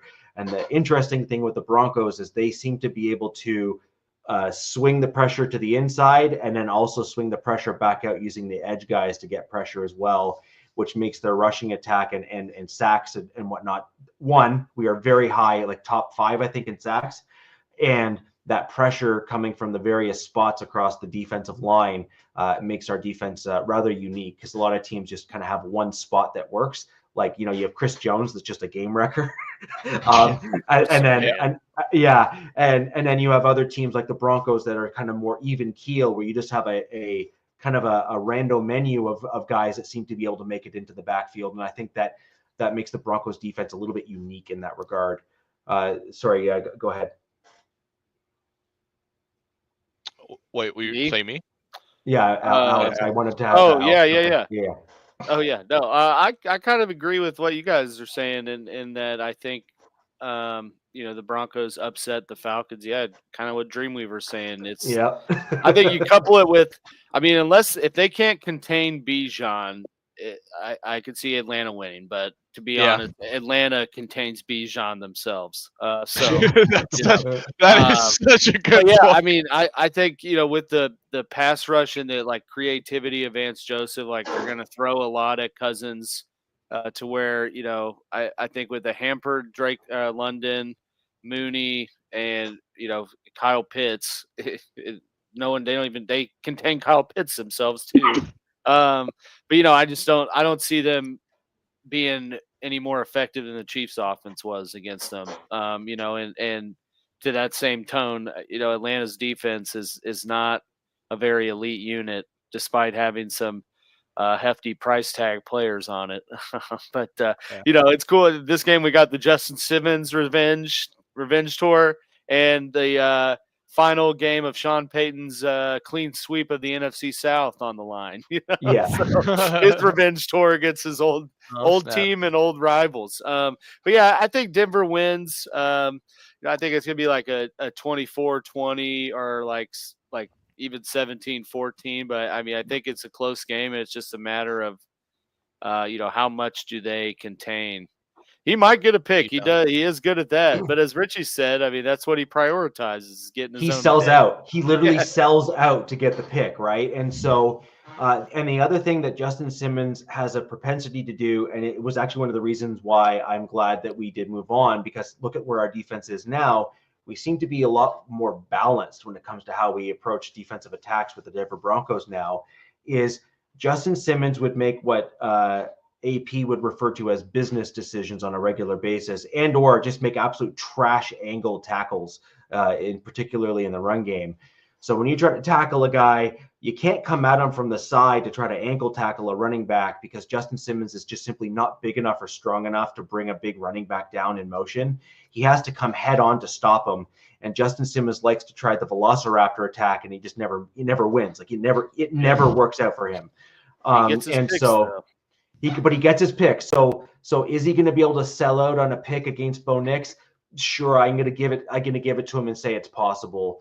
But the thing is, if you sell out on something and that's all you ever go to, and that's all you're ever really going for is that one big play, that one big thing, you often let other plays slip by you, and you're going to actually sacrifice overall coverage in the backfield, because you're always going to be trying to edge up to try to outsmart the quarterback, and you're inevitably going to have a challenge. So is it possible? Sure. Is it likely? I don't think so. Yeah. Well, and I guess that just leaves me then for my game. I got to give a score for Rich's game. Oh, you're right. My mistake. You're right. So right now it's like Kyle Pitts only had one reception for 11 yards last game. Kirk Cousins had 3 TDs, but Denver's got a really good defensive backfield. And I don't see this game as close as the way you guys see it. It's up in Mile High. And living in Colorado Springs and going up to Denver, man, I'd get winded just walking from my basement to the upper level. I'm serious. When you're talking 7,200 feet elevation, and you're going from a low elevation to a high elevation, you're on the road. Denver is pissed off. Denver's been playing really well. I don't see this really that close. I see the Broncos taking this game 24-13. I don't see Atlanta doing a whole bunch. All right, Alex, gotta head out of here. Guys. And peace, Alex. Peace, Alex. And on that note, those in the chat, we are going to move on to Robert giving us his prediction for his game real quick. I want the chat to give us what your thoughts are on all of the AFC West games in terms of scores. So keep those predictions coming, and we will throw them up on the screen as Robert is giving his thoughts on his upcoming game. Robert, over to you. All right. Yep. So this is the big one. This is the Sunday night game. Got flexed into the spot. This is the start of the gauntlet essentially. Yep. For the Chargers, it's back-to-back primetime games against AFC North opponents, Bengals, Ravens. Then you go to the Bucks, Chiefs after that, and that's the big one right there. And then following that game is the Falcons. So this is going to be the 5-game stretch here essentially that makes or breaks our season.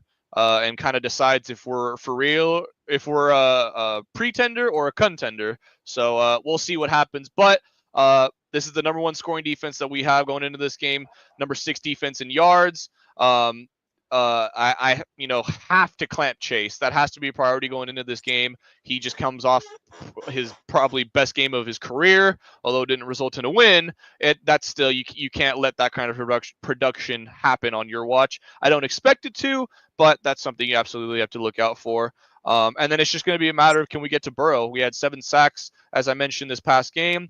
Most sacks in the league these last 3 weeks. That's 18 sacks on the last 3 weeks of the season. So got to keep that up. I don't expect us to keep up that pace of 6 sacks a game. But, I mean, if we're able to do that, this game might be a lot easier than I thought.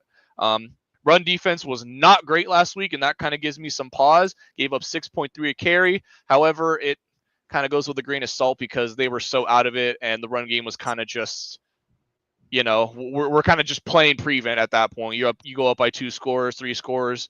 You don't really go as hard, and you try to save yourself for the next game. Offense, though, is looking really good. Scored at least 26 points a game for the last 3 games. It's kind of this last 3-game stretch has kind of been the high peak of the Chargers so far this season. Cincy defense has allowed 24 straight in the last 3, and their secondary obviously leaves a lot to be desired. Lamar Jackson just absolutely picked them apart for like 4 touchdowns and like a 111 rating or something like that.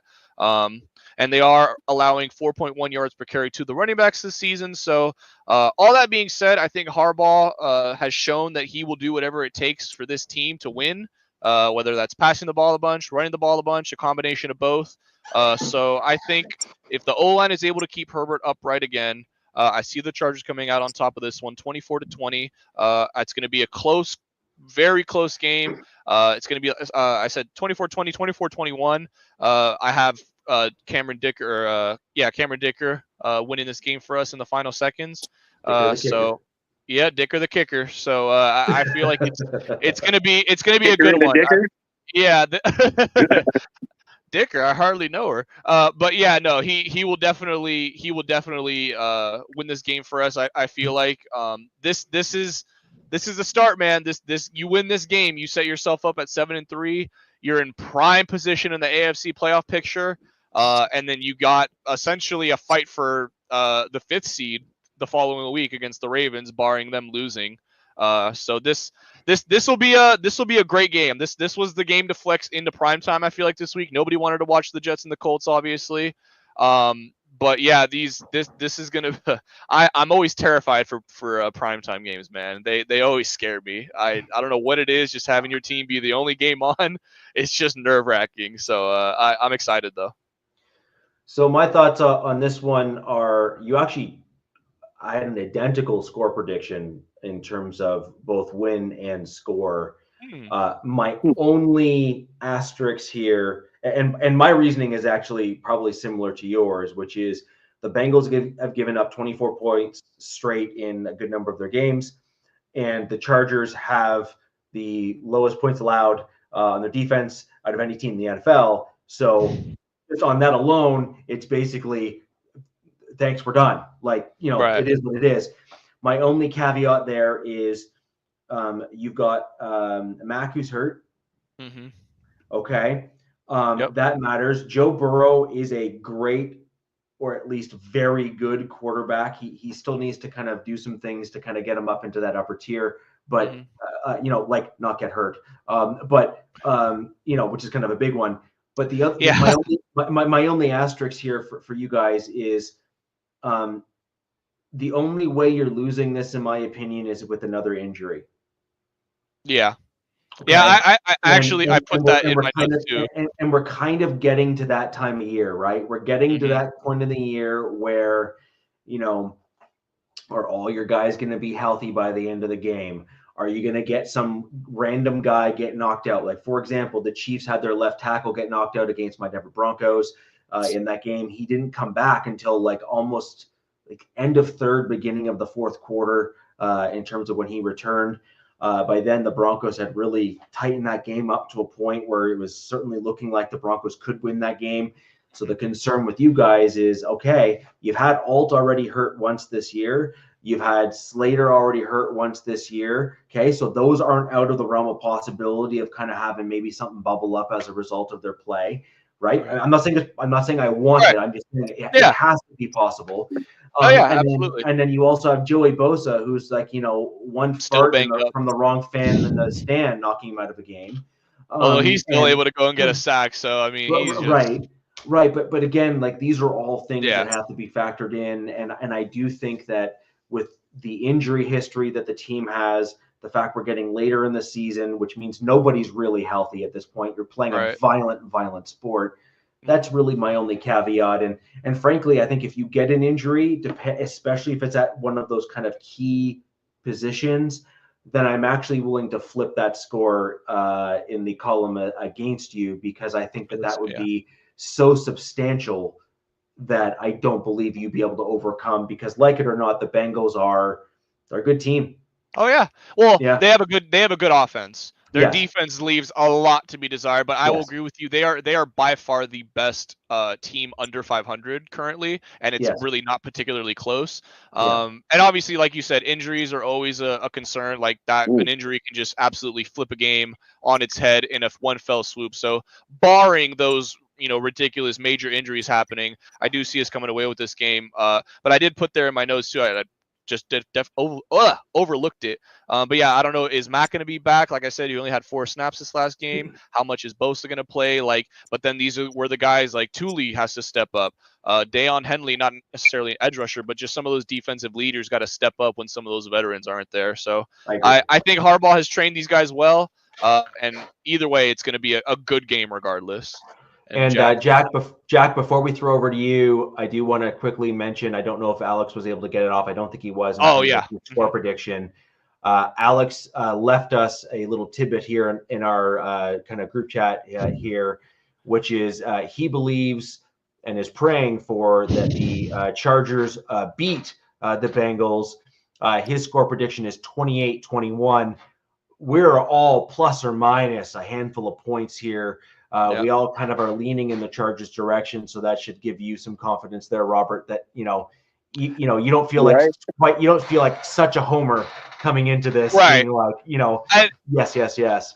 And the other thing is too is like if you're gonna give me which unit, do you want a fantastic offense or a fantastic defense? Give me the fantastic defense every day of the week. So like obviously that offense scares me, and rightfully so. Jamar Chase terrifies me. Burrow can throw 404 touchdowns plus on any given day, but I love the way our defense is playing. And I mean, hey, this is the ultimate. This is probably the biggest test as far as offense is faced this season. Like this, wait till next week for your right, exactly. Then you're facing the number 1 offense in the league. Then you're potentially facing the MVP. So it's like you're going. So Jack, we're gonna throw over to you to kind of close out the show, and then we will see everyone next week once we're done going through Jack's predictions as well as score. Yeah, this is kind of crazy. It's like the Cincinnati definitely has weapons. Burrow, it's like. He's been kind of hit and miss this year. He hasn't been the same consistent style player. Yes, it's major concerns with Bosa not being 100%. How much can Matt contribute? I mean, what's crazy, I got written down here, and it mirrors exactly what you guys said. I got 24-20, but I also had if Bosa and Mac don't go, I had it flipped. So that's kind of crazy. The first time ever that we all had the same pick, and then Richie said exactly the same thing and had it flipped and talking about the exact same guys. Dude, I'm going to go buy a lotto ticket because this has never happened. This is unbelievable. And just for the record, everyone watching, we actually don't coordinate notes or anything before the show. Nope. Like we actually don't really even talk. Yeah. We all kind of just hop on. Yeah, we have like a couple minute, 30-second, hey, we're doing this in this order. Are we cool? Okay, thanks, bye. And then we go live. So there's zero coordination on the show ahead of time. It also helps that we get along, generally speaking, and all that good stuff. So, the show goes very smoothly otherwise. But just, Jack, to your point, that is kind of like a lotto ticket prediction level. Right? Can you imagine if Alex said the same thing? Yeah, we literally don't coordinate much before the show. So anyways, Jack, it looks like you and I are kind of in violent agreement when it comes to kind of where things are at. It looks like Robert is kind of right in a similar spot, although he didn't bring up the injury, although he did mention it after the fact. Yeah. And Alex is very similar in terms of his score. He's not kind of where we are. We're kind of a much tighter game. He has a slightly bigger lead for the Chargers, although I do think that's a little bit of wishful thinking, just because a really good offense is always going to show up against a really good defense. It's just it seems to always be the case. It's just a matter of, you know, which team is able to win on that any given Sunday. But with that in mind, guys, we're going to close out the show, and we're going to bid everyone who joined us a happy and farewell. Thank you all. Thank you for being in the chat. Joining the chat. We had a whole bunch of participation there. It was fantastic. If there's anyone that likes what we said or disagrees with what we said, there's a comment section down below the video. We want to hear from you in terms of what you got to say. And for next week, we're going to go into the whole rundown of the show. You can feel free to hit up any one of us on the X platform or YouTube comments, whatever you would like, and we will happily bring up some of your comments and or critiques on the show. I know some of you have made some comments to me about my predictions and kind of other things. Sometimes I'm right, sometimes I'm wrong.